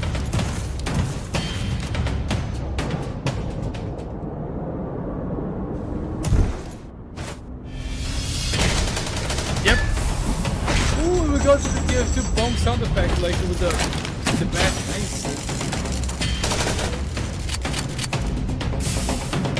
Lucky. We didn't punch through.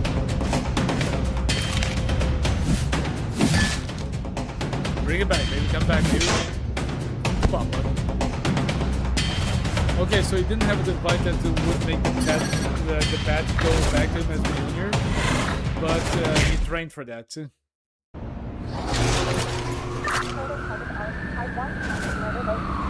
Lacquer.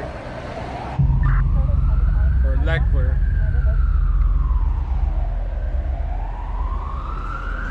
That was a close one, George. You gotta be more careful next time. They almost got you. If it wasn't for the ammo running out, you would have been dead.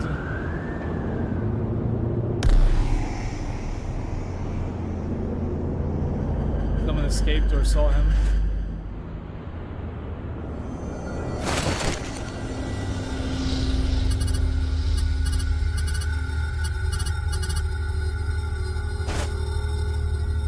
Really, I don't know if I remember Lacquer. Oh, and this guy! This is his friend. This is the guy that just talked to him. Yes, you see the yellow hair? It is him. If it has the same hair, it is the same character.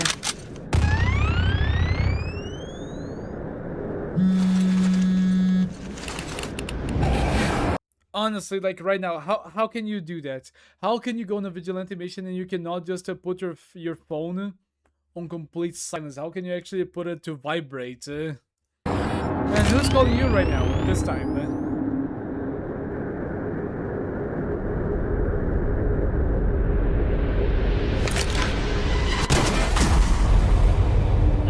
So this is like the version of Deadshot. With the eye and everything for like calculating and seeing like the trajectory of bullets. Yeah, that shot. That's it that I think I've been playing too much that Red Dead Redemption in the last months. I'm sorry.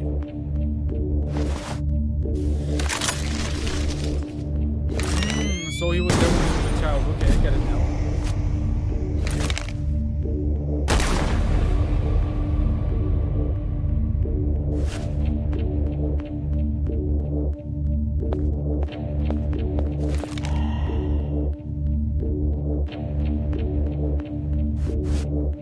So for now, I'm seeing a lot of inspiration to the series that came from Batman, and I'm seeing a lot of inspiration also from Green Arrow, especially Green Arrow.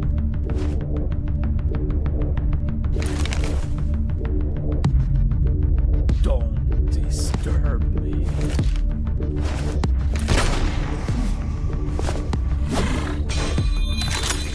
Missed.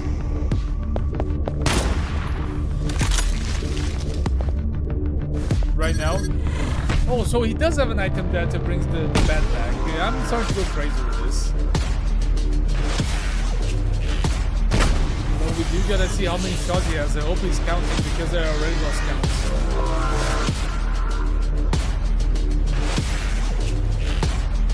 So he stole something. Ooh! not notice that. I didn't notice that he saw like maybe a metal sheet that he used to send the bullets back. Michael, time to play with you.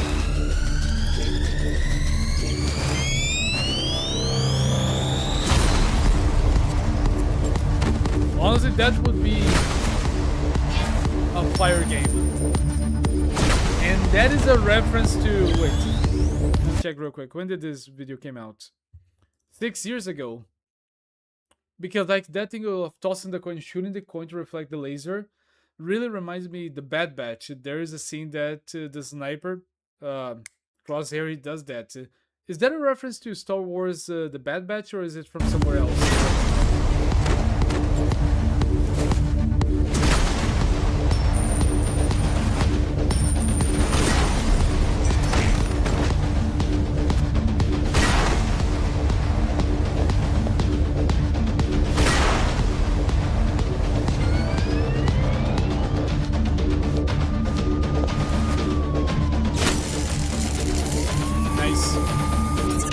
They thought they were gonna have Uncle Aaron scene where he says that his word is not, he doesn't talk like that.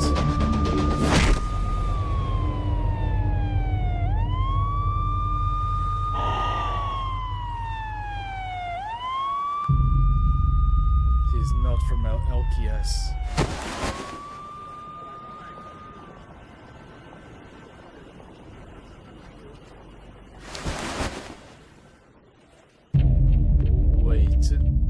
Oh, see, he's gonna have a scene like that. You will recognize him, and he's not gonna kill him. That's why.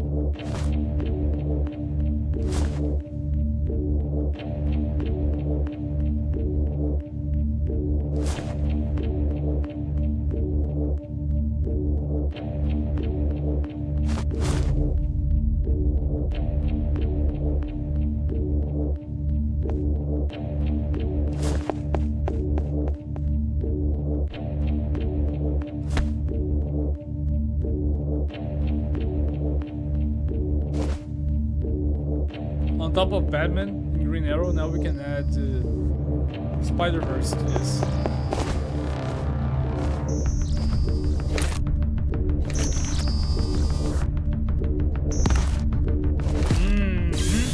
I was right then. So now you're in between just completing whatever mission you were doing or changing your clothes and go back to him to help him.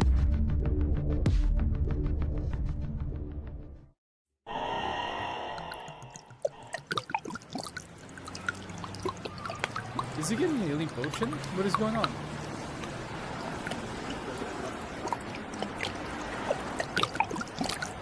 Oh, it's...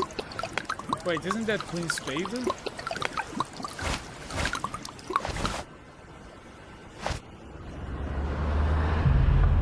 You saved me then, so I'll help you only once.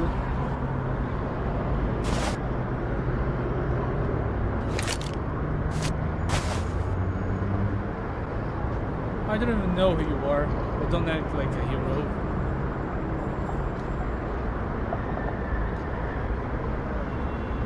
Why did you steal the jewels?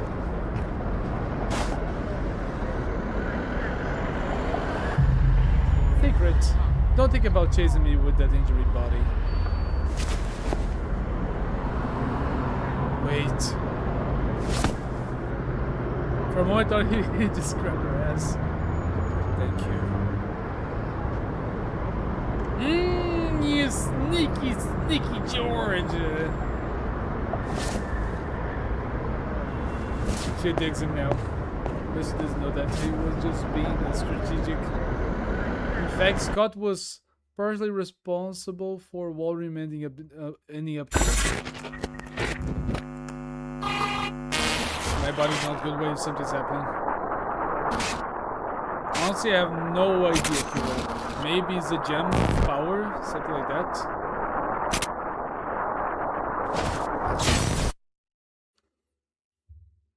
Wait, was that his...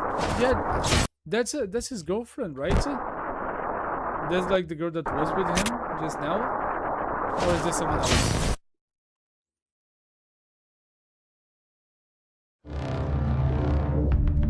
So we are gonna get super powered individuals in the end. This is just like a DC universe. Man, I have to say, like this episode, I think that for me it was the most interesting when it came to expanding the characters and the reason, why so much happens, in the series, like how we're gonna get new characters on this. Observe the last sentence. My body is not good. So yeah, I noticed like the person that we saw, if it's the girl or not, it's glitching. She has become pure energy, or she is actually just become signal energy. And the moment that she glitches, she disappears. Yeah, electricity. So we're gonna have an electro type of like individual.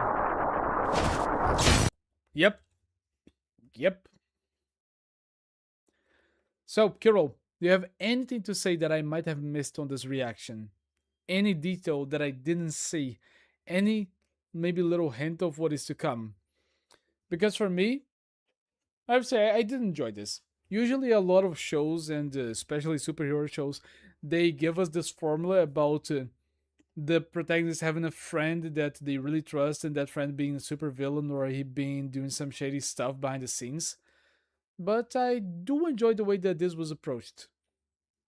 We knew that it was him from the start by the hair, and by the end it's shown that he was conflicted. He was scared about what was going to happen next, and he's not just like this omnipotent, like a super villain that is just evil and that's it from the start. No, we saw that there was conflict in him, so that's nice. Oh wait, there were two sentences.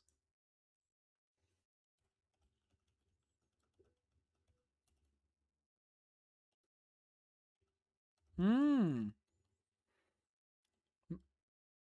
My body is not good. My baby is not good. No, it's baby body. Oh, that's what you were referring to, right? My baby is not good. My body's not good. Oh shit! I think I never would have like seen that if you didn't point it out. Thank you, Kirill. No, wait. Now it says body.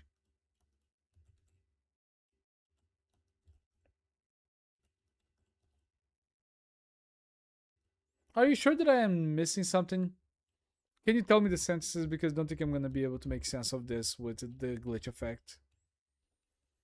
Because for me, it seems like it's saying my baby, but it also could just be my body, but covered by the glitch. My. I don't see it.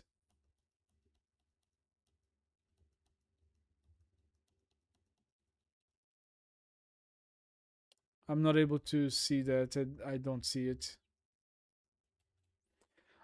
Oh, now I see it in back in the blue. My name is Voltario. Now I see it. Okay, now I get it. Thank you. Thank you for that, Kirill. Thank you for pointing that out for me, because I really would not have seen that. Is there anything else to mention about this episode, Kirill? Because if there's any more secret that I didn't notice, I would like to know. Just for future reference, so I am more on par with what's going on.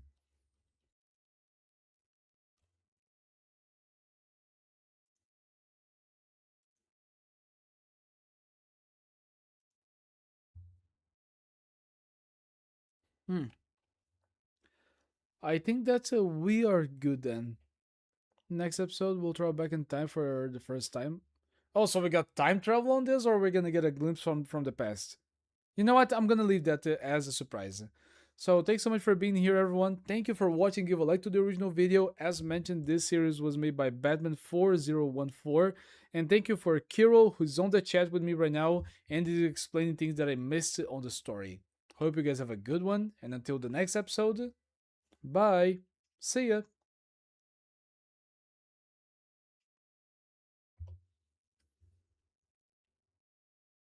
Honestly, Milkers, I do not remember what he said. What did he say?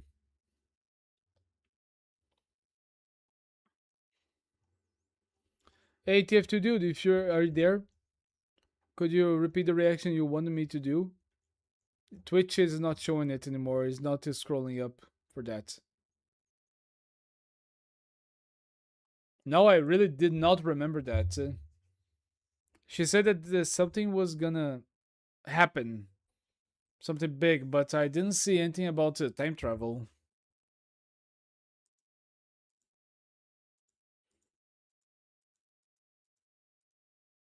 There will be a big war this time. I need you. Don't say no again. Please come with me. Okay, so next episode's there's gonna be a big war and there's gonna be time travel involved. Honestly, interesting. Let's see how it does that. I hope that it doesn't change the universe. It needs to be a conflict that happens, and what happens happens. We cannot just fix it so easily. I think that time travel most of the time just really ruins a series. You know, when you're given the possibility to time travel, then nothing is important anymore. Anything can be fixed, anything can be changed, anything can be made worse. And I think it's just been so exploited at this point that it becomes kind of annoying, you know? We already know what to expect. It's washed up, maybe.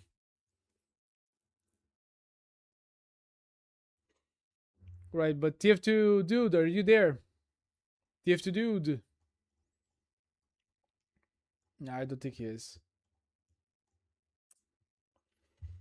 So right about now, I think I'm gonna go back to the backrooms reaction if TF2 is not here. Or I could try to go ahead and react to some weird TF2 videos that I had seen before and I saved. What do you guys think? Backrooms reaction or some random TF2 videos that I had saved on my phone?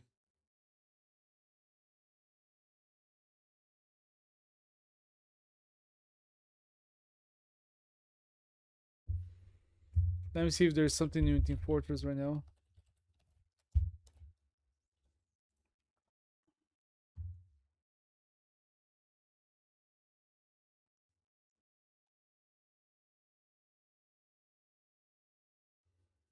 Hmm.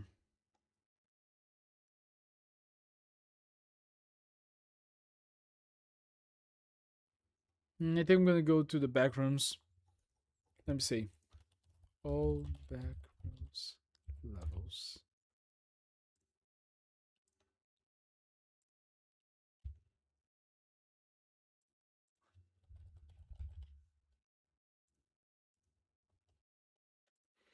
Level 21 to level 30.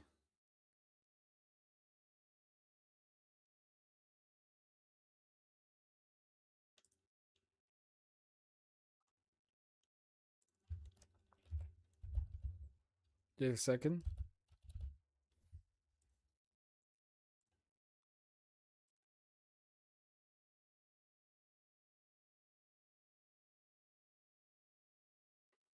Okay, that's all good for me. I'll see it as the series goes because so far I just think we were introduced to some small time villains or bandits or people that are just traumatized and want revenge. I don't think we saw an Avengers level threat yet.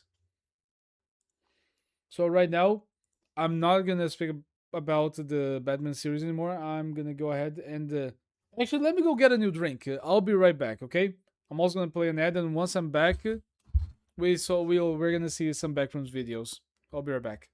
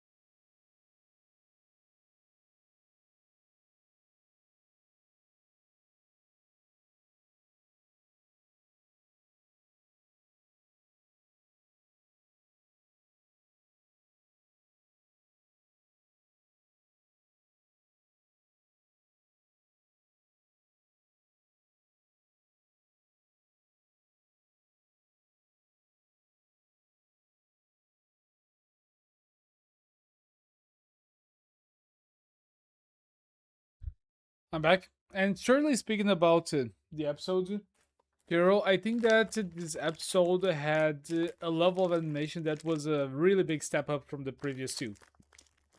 I think it was more smooth. There were some glitches that were visible into some of the goons that had the guns in the warehouse scene. But I think that it was a very, very big step up. Oh.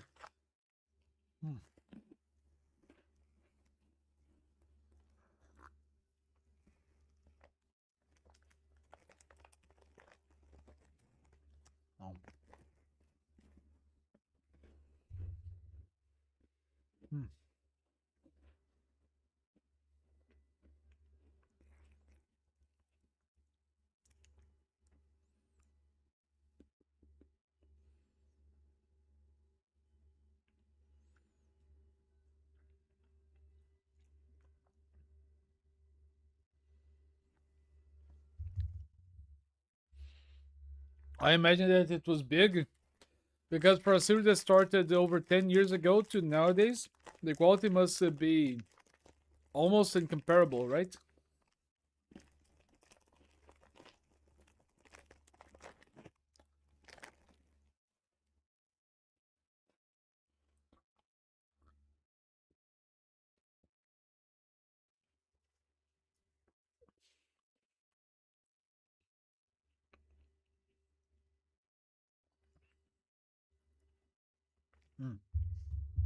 All right. I think we're ready.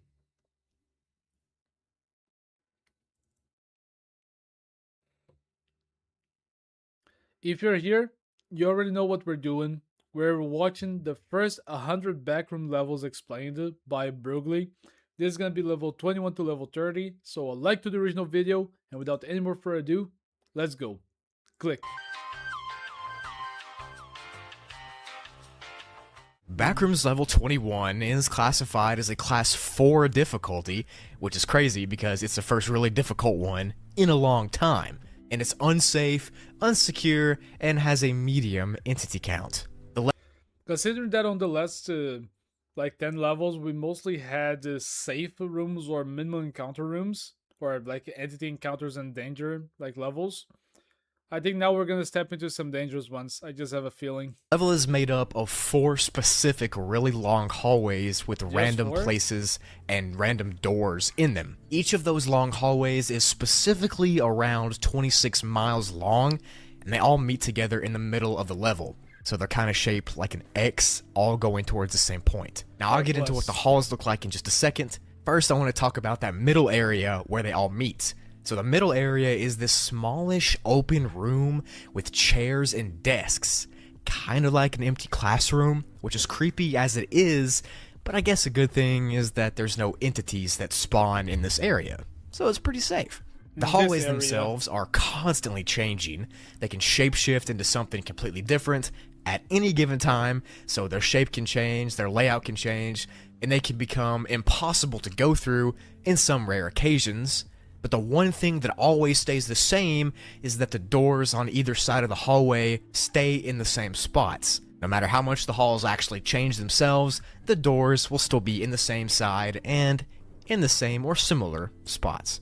Now these doors can lead to random places in the backrooms, even negative levels or sub-levels, which is pretty rare for normal backrooms levels, but, you know, it's also really dangerous, because you never know where it's going to send you. Most of the time, the doors just take you someplace else in the level, though, so that's cool. But it's also not recommended to just open random doors. Like, if you're teleported to level 7 or level 8, then you're screwed.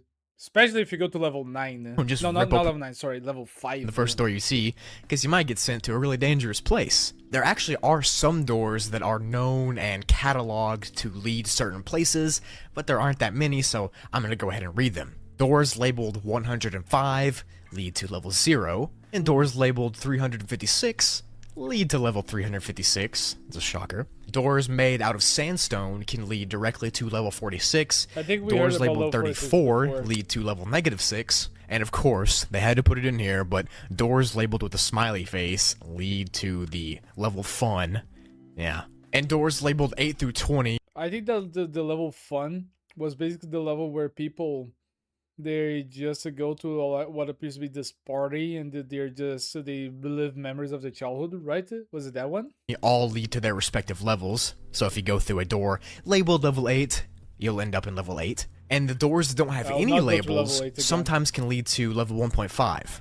But yeah, those are the ones that are set in stone. 1.5. But like I said, the other doors can just lead to completely random spots, so just don't risk it. Some of those hallway sections can also be filled completely with creatures and entities, but which specific hallways are filled and where they're at also changes, just like the hallways do, so it's impossible to tell you which specific places are entity infested.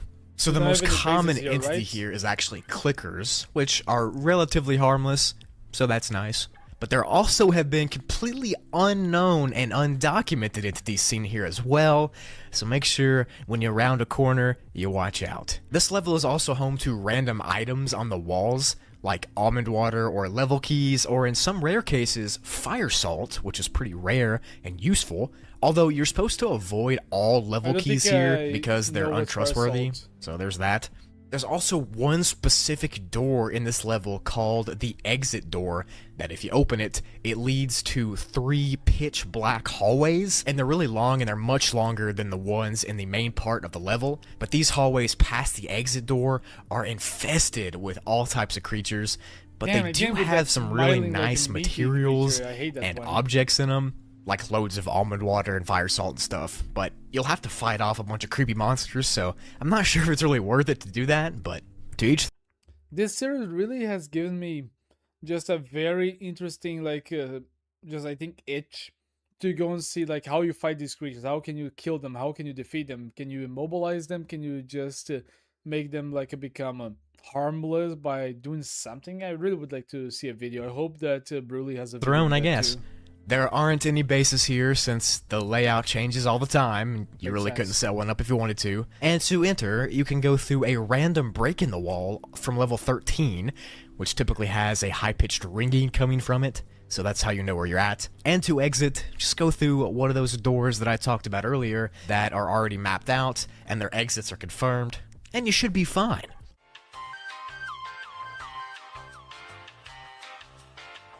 Backrooms level 22 is classified as a class 5.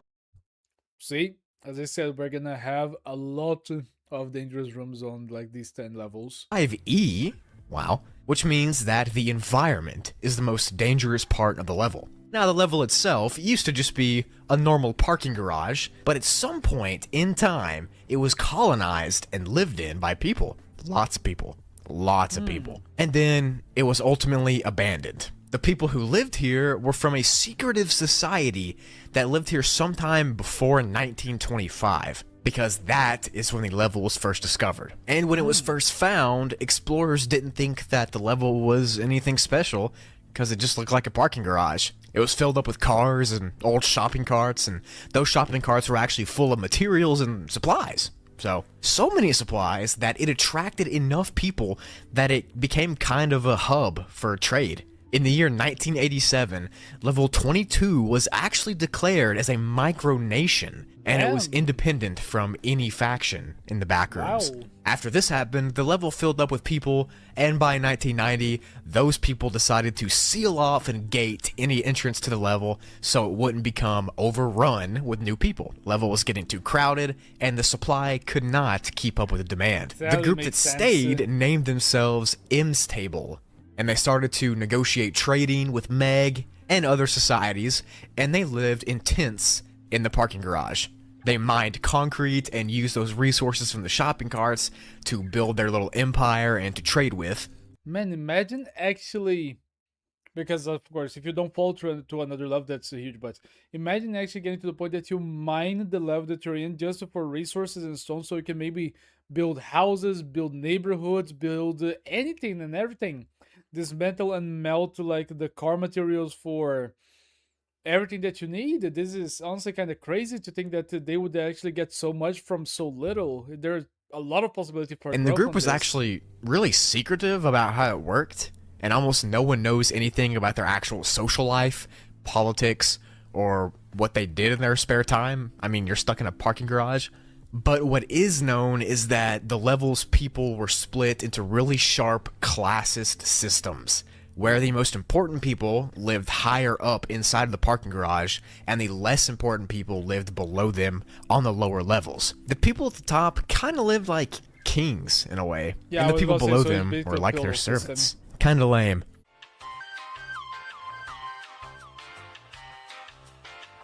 But all that didn't last long because the level became abandoned by all of its inhabitants. The actual cause for everyone leaving isn't fully known, but it's probably because they physically destroyed so much of the level, the concrete and stuff, it just almost collapsed. So they decided to leave before it did. So now that Isn't it a little bit scary to think that if you start to changing the environment too much and start removing things too much, then the level can just like break from existence and collapse? it's abandoned and all crumbled and debris everywhere, level 22 just looks like the debris of a car park, with smashed cars and smashed tents everywhere, and that's why it's dangerous, because of how easy everything crumbles under your feet. The higher up you go, the more dangerous it is, because the floor can just fall right up from under you and you can fall thousands and thousands of feet. The reason it all collapsed is, like I said, the colony that lived there mined concrete to trade, and they mined out massive caverns where that concrete was, They should've and just after a gone, the while highest that level chipped to away mine at the from, structural like, the upper to integrity of bottom. the entire level,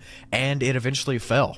There's this chart on the Wikidot that actually details how many people were estimated to live on each floor, so you can go check that out if you want to.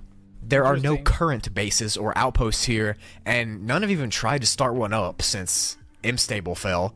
There's no point. To enter this crumbly level, for whatever reason you have, you can find a door on level 21 or 23 to lead to the bottom floor of this level, and to exit you have to go back in the way you came because, like I said earlier, lots of those exits were barred and closed off. Level 23.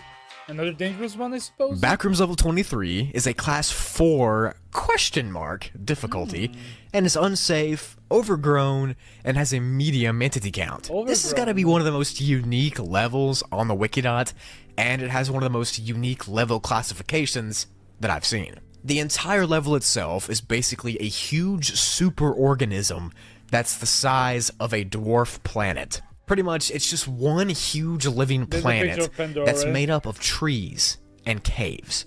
The trees can look like any trees from real life, but there's also huge ones that we'll get into in a second. But the level itself Kinda is cool so described far. as a similar size as the dwarf planet in real life called Ceres. You can travel all through the center of this level by using the natural tunnels that are carved out. The tunnels are surrounded by wood and stone and resemble just a normal cave system. Or you can walk around the surface of the planet, which is covered in really thick and dense forests. Honestly, Now these forests very are cool. so thick that there's barely any light that comes through them to the ground. And the trees that I talked about earlier that are on the surface are from all over So the it's real like the world Wookiee as planet, well, too. and they normally wouldn't be trees that are grown together, like oaks and evergreens are right next to each other here. But there's also these massive trees here that are like 2 miles tall and grow up through the ground, called the Green Giants. These things can grow from the core of the very planet itself. There's also some extinct trees here, but it doesn't name any that are there, so... Honestly, if the people that colonized level 22 came to this level next, I feel like they would have adapted really fast to this one, depending on the entities that there are here. Because if they already had a classicist like society, then they would do very well just building a medieval kingdom here. Imagine that. It just says they're extinct. So under the tree-covered surface of the level, there are huge caverns and open rock cutouts and caves and pathways that I talked about earlier. Some of the caverns have specific names, and some of the rooms in the caves have specific names as well. Like the glow rooms, for example. In the glow rooms, there are several trees that grow, even without the sunlight. There can be so many trees that actually it seems like there's an underground forest, even though there's no light. Now, the areas like this are lit up by an entity called the Gardener's Saris, which are glowy bioluminescent things that light up the trees and the stuff down here. They can be in a bunch of different colors, and they're pretty chill. If you've played Ark Survival Evolved, they Pretty kind of chill? look like the map Aberrant.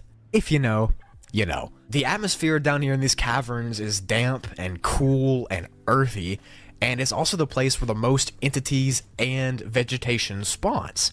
So be careful. Pretty much think of a fantastical underground wooden city. The next part of the level is called the Ancient Ruins, and it's not just really one part, it's a collection. Really, for me, also, yeah, Crazy Walker. But the fact that this place resembles so much Minecraft at this point, but if it was like a Minecraft world with mods, like gigantic forests on the upper level, like intense, long, and just like a weird to navigate cave systems, and now ruins in said systems. Now that that is just something that it would fit perfectly into a Minecraft save. Of all the abandoned structures in the caves. All of these structures are extremely old and covered in roots and stones and vines and moss. And there's even some of them that look like they're from real life, but with slight alterations. Like the Great Pyramids of Giza are down there, but they're in a circle. Or like the Roman Colosseum is down there as well, but it's shaped in like a square, which is pretty cool. Inside of the ruins, there are some artifacts like poetry on tablets and cloth and some paintings from real life, but all the stuff here is really decayed and it's really fading away, so you can tell it's been there for a long time. Right outside of one of the ruins, there's a message written on a tablet in... It feels like whoever was here first, if they build this, it's like before they came there before Jesus, right? Or they were like before, like the first 1,000 years after Jesus' death. I don't know, it feels like it was something Latin. like that. I'll get to what it says in a second, but that's the first of many scribblings written in this level. There's even graffiti scribbled on the inside of ruins that looks like someone hastily wrote it, like they were in a hurry or something. That plaque that I was just talking about says, "We dedicated this great sphere of Giza to the great gardener in hopes of forgiveness for the great wrong we have committed. Already our purple eyes have turned green. We have started to return to the earth, forgotten and overgrown. Our only hope is that, alone and petrified, we will not disappear." So yeah, I gotta be honest, that's creepy. The very core of this giant living planet thing is the part of the level that remains barely explored. It's the... I don't know, it kind of feels like this would be one of the situations that if you spend too much time here, you get infected or you start to go crazy to the point that you just go to the deepest part of this world and you just get consumed or absorbed by the planet and you're never seen again. lushest area, the most plants grow here, the most entities are here. It's like a life... Oh shit, there's like a face on this, like they're like the face and 2 eyes and the nose. I didn't notice that first. Center. The very core of this center is a huge, never-ending reservoir of water that feeds the entire planet. And those 2-mile-tall trees that I talked about earlier grow directly from this huge reservoir of water, and they carry the water up its trunk and release the vapor into the caves and above the ground. So that's how the rest of the level gets its nutrients. The trees kind of work like roots, if you think about it. This level is actually home to a really creepy entity called the Buried Sentries, which can only be awoken if the phrase, quote, "it's only a matter of time," is said out loud. The sentries... And this is something that kind of feels like someone would eventually say, you know? If they speak English, like, dude, we gotta get out of here. It's only a matter of time before something finds us, or it's only a matter of time until we run out of supplies or water or stuff themselves like this, are trapped inside of wooden roots in the bark of the cave walls, and if they're awoken, they jump out and they scream so loud and so constantly until you run away. The scream sounds like a chainsaw cutting wood, apparently, which is terrifying, to say the least. There's only been one base here, and it's called Meg Base Seedling, and they pretty much just explore the level and research it.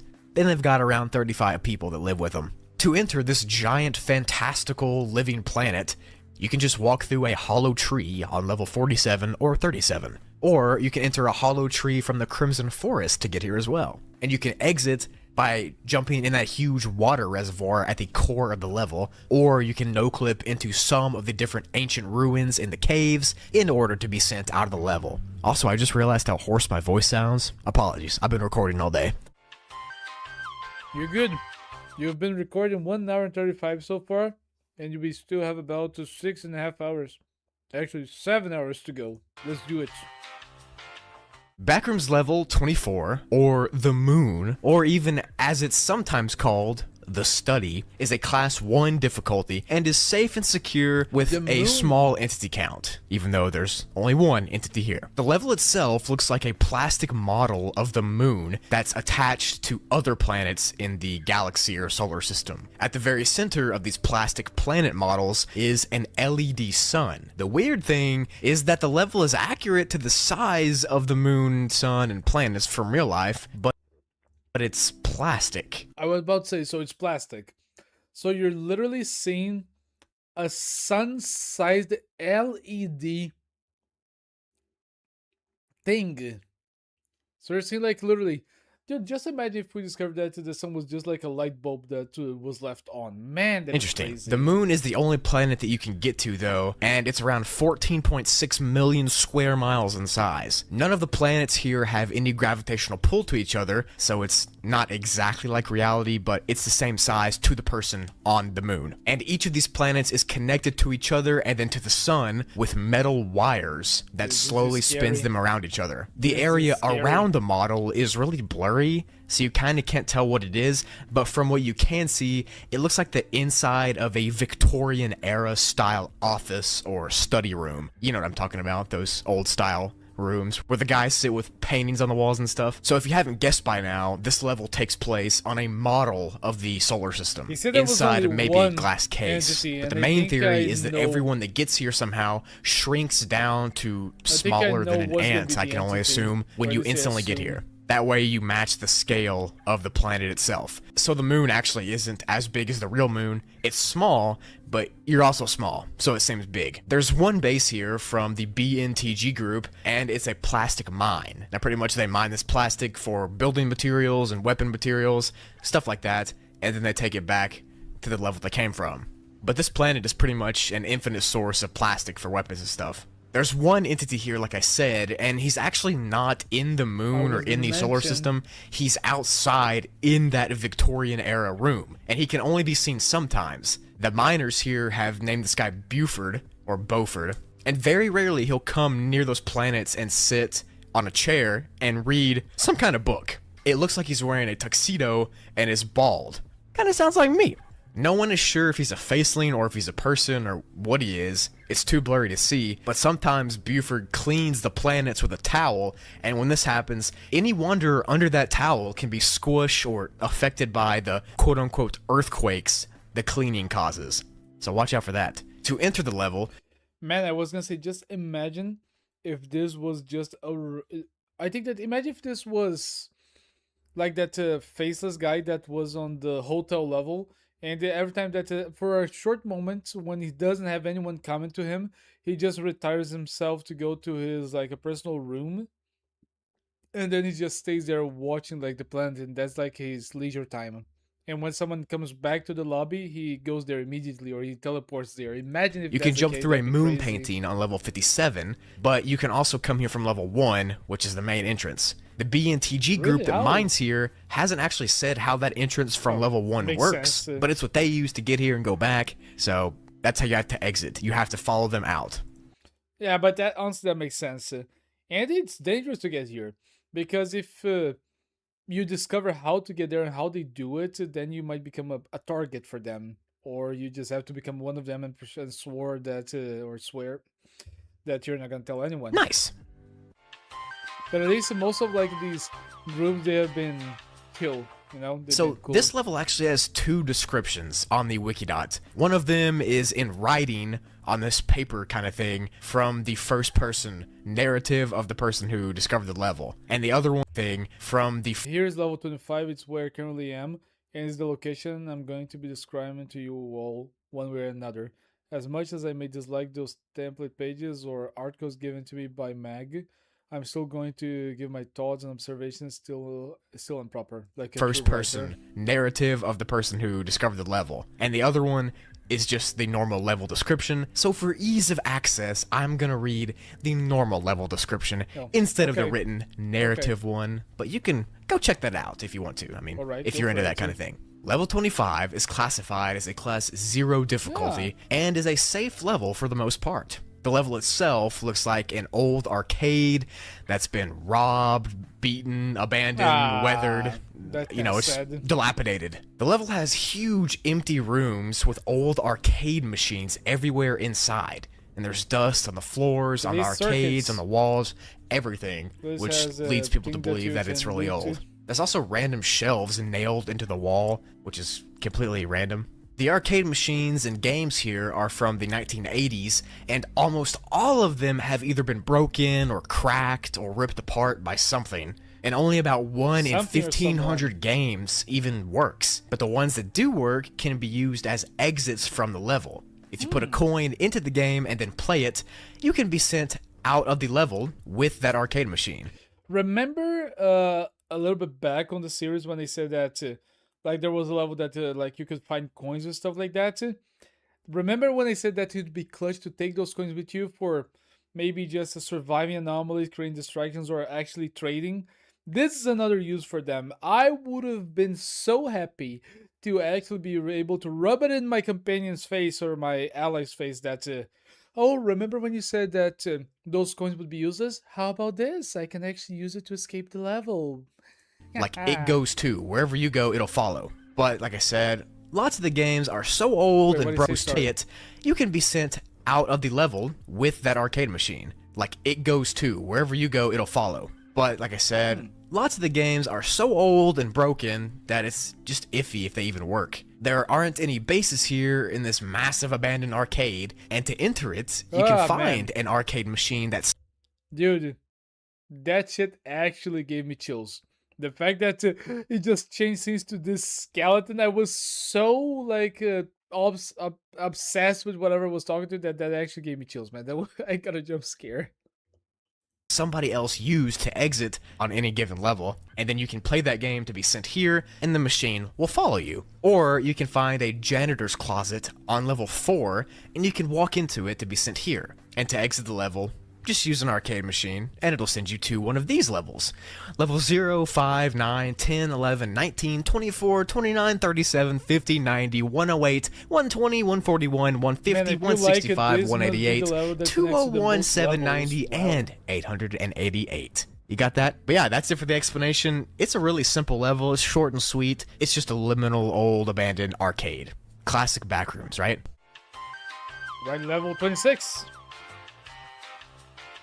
Level 26 is classified as a Class 5 difficulty this- and is so very reverse unsafe, mainly due to there being some environmental changes and a ton of creatures chasing you. The level This creature itself again, looks like a goddamn, that's huge, but not infinite, urban household, but it's not infinite, and that's one of the reasons it's so dangerous, Kinda because looks there's less like space that, swamp mansion from Left 4 Dead.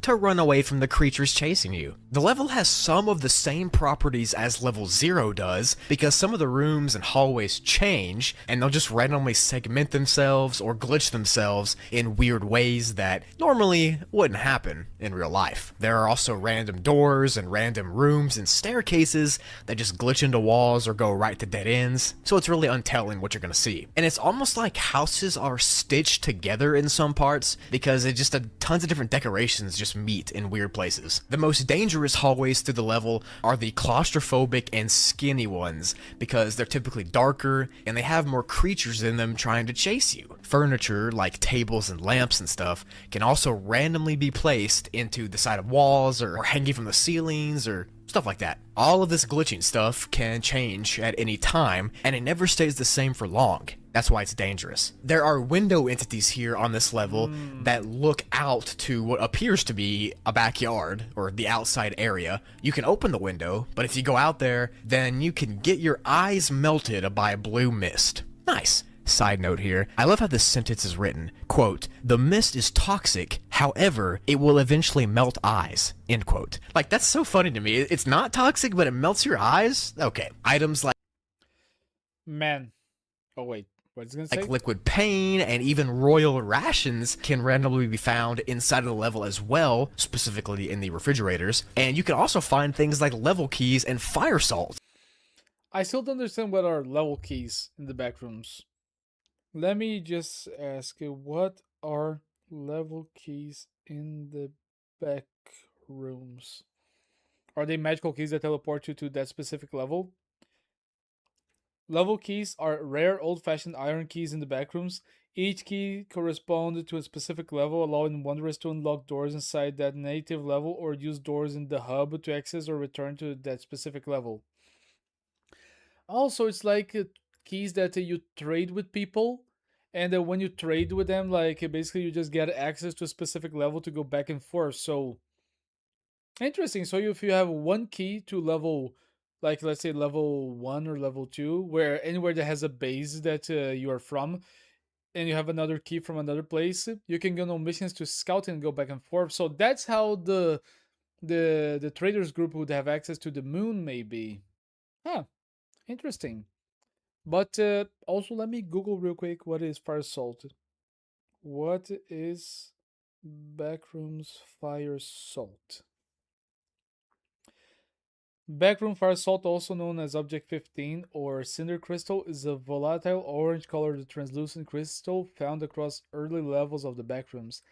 Highly brittle and reactive to impact. It explodes when dropped or struck, melting to a flammable liquid called a pyrrole. Also, basically, it's basically a weapon. It's a defense mechanism that you can use against entities. Just laying and around other on tables. people. I guess since the level is dangerous, it's got good resources to balance it out. Now, the entities that spawn here are the typical ones like windows, smilers, death moths, clumps, hounds, facelings, skin stealers. Whew, that's a mouthful.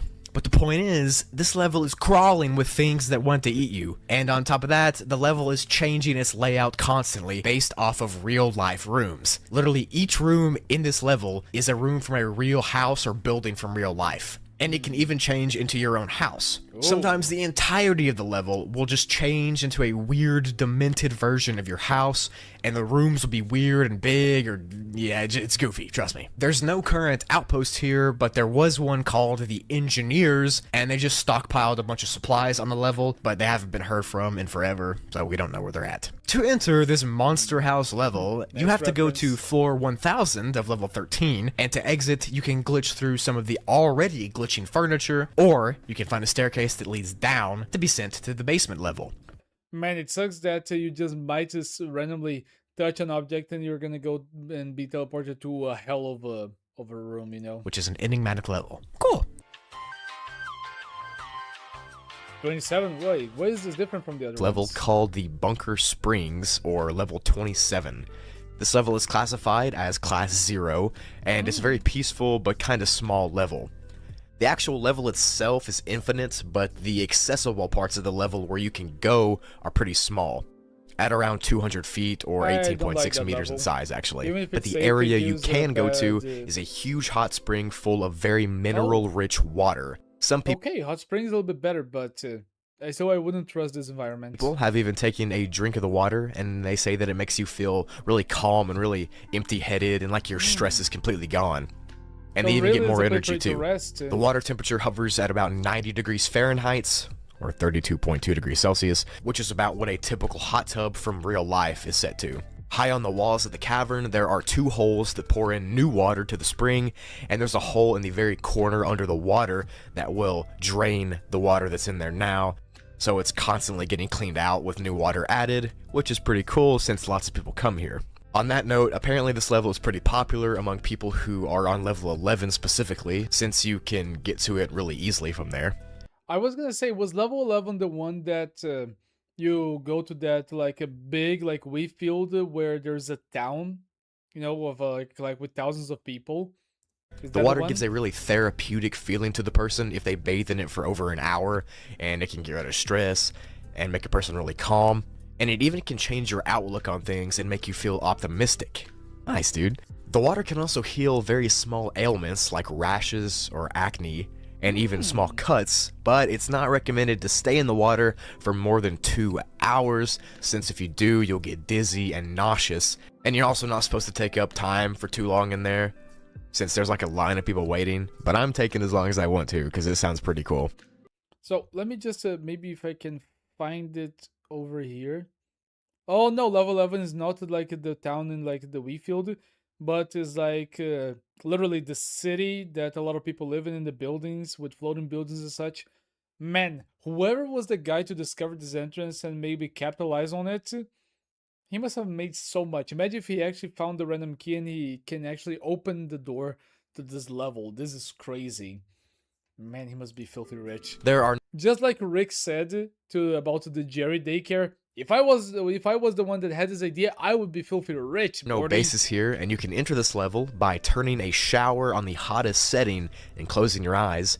If you do this, then you'll be teleported to the tunnel, which is slightly above the pool, and then you could just walk down some stairs to get into the water. To leave, you just have to walk to the corner of the pool area where Meg has built a staircase that goes into the so tunnel that the water flows Meg out of, has and you control can of just this, walk down maybe. that tunnel and you'll be sent back to where you came from. Cool. So pretty much a level you can go to just to chill. So it's basically a level that you can get from almost anywhere if you have access to the shower. And yeah, honestly, not bad. It just sucks if you come from a bad place, but if you actually live somewhere and you can have access to that place, you just go and you come back. Honestly, top-notch room. Top-notch On the hot level. spring, where the water can actually heal you too. Nice. Cool. Level 28. The 28th level of the Backrooms is classified as a Class 1 ?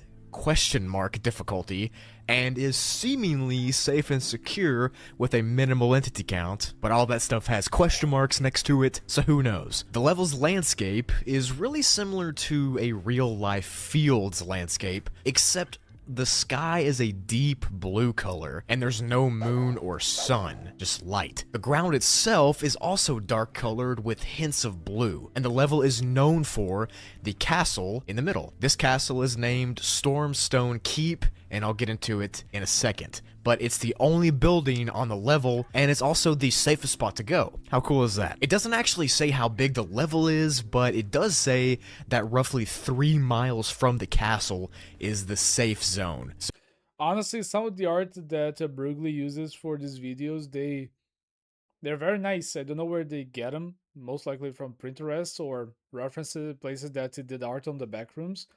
But man, if they were not dangerous and out of this out of this world, some of them would be a really, really cool place to visit. don't go any further than the safe zone because it's dangerous. And for that matter, Okay, yeah. you probably shouldn't even leave the castle if you can help Wait, is this from the enhancements like the Dark Crystal Castle, or am I going crazy? it, because apparently there's some really weird stuff that happens on this level. You can tell there's some weird stuff because of the way it's written on the Wikidot, because some of the words are marked out by the Blue Knight. I'll talk about him in a second. The castle itself is a slightly worn down and falling apart castle that seems like it's from medieval European times. It's also on a hill in the middle of the level's main valley. And the level itself is pretty much situated between mountains on all sides, and there's the valley in the middle with the castle in the middle of the valley. The valley itself has weeds and plants that grow in it, which are all pretty similar to real-life plants, but the big difference is that everything here is really flammable and can catch on fire easily. Each plant also has different levels of blue in it, so there's different shades of it throughout everything. If a plant is ripped out of the ground, it won't regrow, and if you burn any plants, then a toxic blue smoke will come out of the plant, so don't do that. And listen to Smokey Bear. The entire level is in a valley, like I said, and on each side of the valley are these unnaturally huge mountains. You know, it feels like we are inside the world that was generated by a painting. You know, I don't know. Did Van Gogh had like a portrait or a painting about about a castle or a blue valley? It literally go straight up. It's hard to climb. In fact, you probably can't even climb it. They're so tall that you can't even see the tops of them, and no one knows what's near them or by them or on them, because anywhere outside of the 3-mile safe zone is extremely dangerous. So the best thing to do is just avoid it. Outside of that safe zone, it's known that the ground and everything else is made out of a rock called storm stone. This stuff is really flammable, and it's explosive if it's barely touched. It's kind of like a landmine. The rock itself is completely black, kind of like obsidian, but darker. And if you walk on this storm stone without the right equipment, you could literally just be stepping on a landmine and explode. So don't. On top of the Stormstone, there's Maybe I real don't wanna go to this storms that place happen anymore. outside of the safe zone, and these storms have heavy, loud thunder and lightning, and this lightning can strike the ground and cause the Stormstone to blow up. So it's just like a wasteland of volatile rocks pretty much out there. I definitely wouldn't be walking out there. The only entity here is the Blue Knight, which apparently is some guy that takes the shape of a hollow set of blue armor. He moves like a human and can speak literally any language that any wanderer can. And on the Wikidot, there's like this entire little story written by the Blue Knight himself about himself. So if you want to read up on him for a little bit, go check that out. But in the middle of that story, I don't know why, but I feel like this scared her whenever it's like entities that they are like individualistic to their world and they can actually speak. I don't know if it's too mean to say that, but it kind of feels like a little bit of a self-insert, you know? about himself, he says that all the storms and bad stuff on the level is caused by him from the sense of dread he feels. Yeah, and then he feels a bit says he like doesn't a know why it self-insert. happens, but he tries to make it stop, but he can't. He seems kind of sus to me. I'm gonna be real. The Meg operative that first met this Blue Knight guy is named Sarah, and apparently, by the Blue Knight's story, he really likes her. I don't know. There aren't any bases here, just the Stormstone Bro was isolated for God knows how long, lost into his little sad story, and then he met a girl. Yeah, of course he's gonna like her, yeah. Keep Castle, which Really feel like a itself doesn't have any self-insert, food or anything, but it is safe to stay in. To enter, you can find a painting of a blue countryside in level 5, and then no clip through it. And to exit, you can't, since the Blue Knight doesn't want you to. Okay, yeah, Oh. that's sus. Also, So he you're took kept someone's prisoner. phone to write the entry, and that person hasn't been heard from. So, starting to not trust this level. Yeah, so definitely, yeah, you should not trust that level, man. The bro's just too lonely. Backrooms level Fucking 29 conquest. is classified as a class 4 difficulty and is triple U, or unsafe, unsecure, and has unknown entities. Off to a great start, right? The level is written in a pretty narrative style format, where one person is writing it and is documenting the entirety of the level. So Oh, I'm just gonna try like my the Star best Wars to level. summarize it in the Brugly way. Here we go. Level 29 is a landmass surrounded by oceans, so an island. And the island has huge, rough Oh, that's on cliffs China, and that's on sharp, China. jagged rocks that are made out of metal. And these metal-topped mountains kind of surround the people that live on the inside of the island from the people that live on the outside of the island. And they act as sort of a wall to protect the people that live in the villages. There are also multiple freshwater springs of almond water that flow down from the mountainsides to feed the people who live here. The oceans that surround the island are called the outer areas. The places on the island but outside of the mountains are called the outer circle, and the places on the island but inside of the mountains circle. are called the inner circle. So Makes pretty sense. much people live in the inner circle, and then unknown stuff lives in the outer circle. Inside of the mountains, there are small villages and towns and open farmlands that grow food. The huts that make up these towns are mostly made out of wood, and the majority of people who live on this level live in these huts. Outside of the mountains, the main structures there are watchtowers that are supposedly there to guard against outside threats. And those outside threats are sometimes seen by people who venture outside of the safety of the mountains, and they're described as, quote, strange and enormous entities. So there's no telling what's out there. Kinda Even reminds me of further the outside of the Atlantis mountains is movie the from ocean Disney. that surrounds the island. The ocean itself is unnaturally strong and breaks almost every ship that's put into it. And the bad news for you is that the only exit is in the ocean. And no one can seem to get to it because the water just breaks the ship instantly. So you're pretty much stuck here for all we know. The people who Unless you live on find the the key. inside of the islands and inside of the mountain are split up into different groups who all live together pretty peacefully. Some of them have governments, some of them don't. It just depends on what you like. Now, the main settlement in the very middle of the island is called Hyperia, which is the level's name, and it's like the main hub of the level. It's the central location where people from other villages can come to meet, talk to each other, kind of like a capital city, but not really. The people that live in the town get to do whatever they want because there's no rules or laws, so that's pretty cool. So now I'm going to talk about the people that actually live here and how they're split up. There's a total of around 25,000 inhabitants of the island that Man, it's still like extremely impressive to me that at some levels they're just so big and they're just the way they are, and you cannot leave or you just have to make the best of the situation that you can.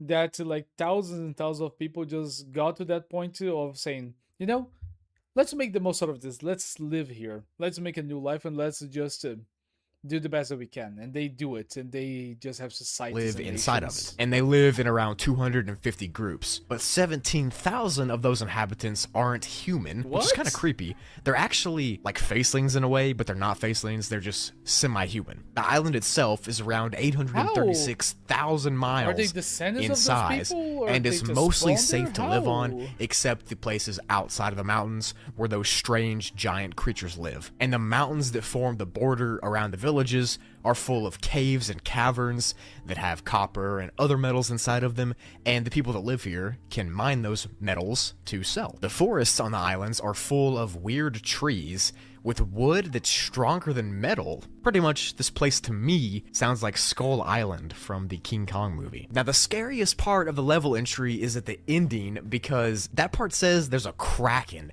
a giant kraken that lives deep inside of the oceans of the level. It's supposed to be the size of an island, and it's only been seen on one of the few successful sea explorations that have happened on the level, and this kraken has been deemed dangerous to the entirety of the backrooms, not just to this level. It could wipe out the How? entire island with everybody on it with one swipe of a tentacle, because it's that literally big, as big as the island. Around the Damn. ocean where the kraken is sleeping, the water is full of whirlpools and stuff like that, and that'll suck any boats into the water if you get close. So the main thing is just avoid the ocean. Actually, avoid this level.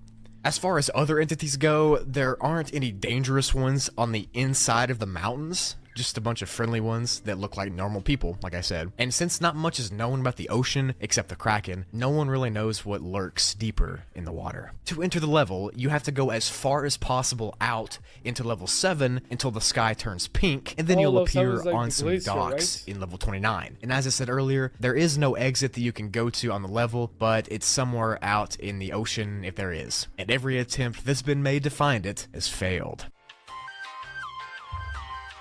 Okay, so honestly, these last couple levels, they were very, very chill. I was expecting a little bit worse from some of them. And having like a sad boy Blue Knight was not one of my expectations on this. And I did not expect to get jump scared by that skeleton figure on the arcade. So thank you guys for coming. This is the third video of the series. Hope you guys enjoyed it. Give a like to the original video. Once again, this series was made by, or better saying, put together by Broly. So give a like to him. Hope to see you guys on the next time, on the next backroom video, the next reaction. And until then, bye. See ya.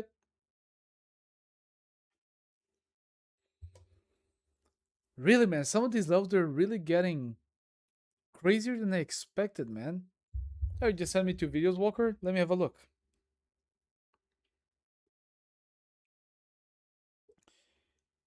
Discord.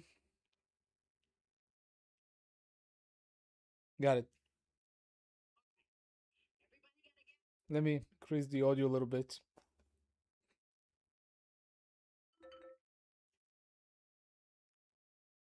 Alright. Everybody got a gas can? I do not want to make Oh, this Hard dangerous. Rain. Mine. Yep, I got one. I got one.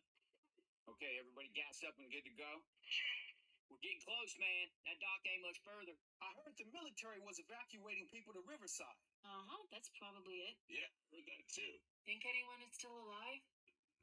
Doubt it. How sure are you about that? You know, I heard reports that Riverside How held many out. people are in this group Maybe in they're total, still Walker? evacuating people there. In the videos that you are making? Anything's better than nothing. Is it 12? Is it Everybody 16? got a gas can? Sometimes I feel like it's a lot of Unless them. anyone has a better plan, I say we head there. Acknowledge. Getting back to the boat ain't gonna be as easy as getting here. If we get to Riverside, then we'll probably be all right. Works for me. Alright, sounds like a plan. Then let's do it. Everybody grab a weapon and let's go. Roger that. Okay, let's do it to it. Let's just hope they're surprised to see us. Move out. Man, you know what you reminded me? You remind me that in the level The Sacrifice, there is just that scene with Francis, like there are like dialogue with Francis complaining about everything. And on that, Francis is like, Can we get that boat? No, we need a sailboat. How about that one? No, Francis, we need the sailboat. Hey, Bill, we can use this boat. God damn it, Francis! I already told you we need a sailboat. A sailboat because we don't. We need a sailboat because we don't want to rely on gas. You moron. Okay, so why didn't we pick one of the perfectly good boats to sail and find a sailboat instead of doing all of this by foot? Well, yeah, look, because Francis. Yeah, what the hell, Bill? Okay, let's keep that in mind for the next time. Honestly, just such a nice dialogue to show that Francis might be an idiot, but he's not a complete idiot. Very nice. And I think that this is it for today. Walker, I'm just gonna give you some time to respond, if you can, about how big you see the groups that you put into your story, with the dialogues and everything. How many are together? Or should this be different groups having different interactions? What would you consider?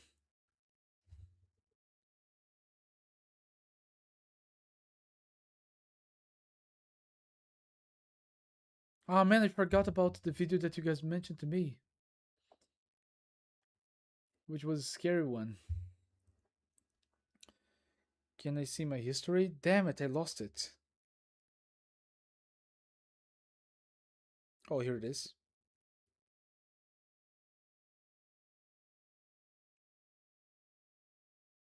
Ah, damn, it doesn't seem to be here anymore. But it was from a scary series.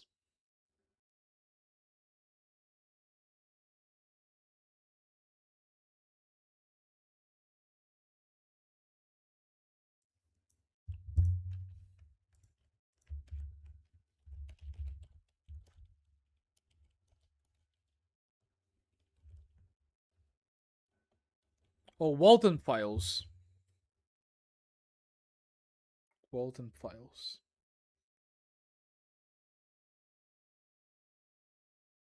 Wait, it's just from 9 days ago? Man, that is crazy. Honestly, I might have to take a day to just react to this. Yeah, like, so in total, like, how many people would be in this group? Because we have the 4 survivors from Left 4 Dead and Left 4 Dead 2, so that's 8. And you also have the people from, like, the other group. So in total, you have 17 people surviving together. Okay, yeah, that's what I wanted to hear and discover.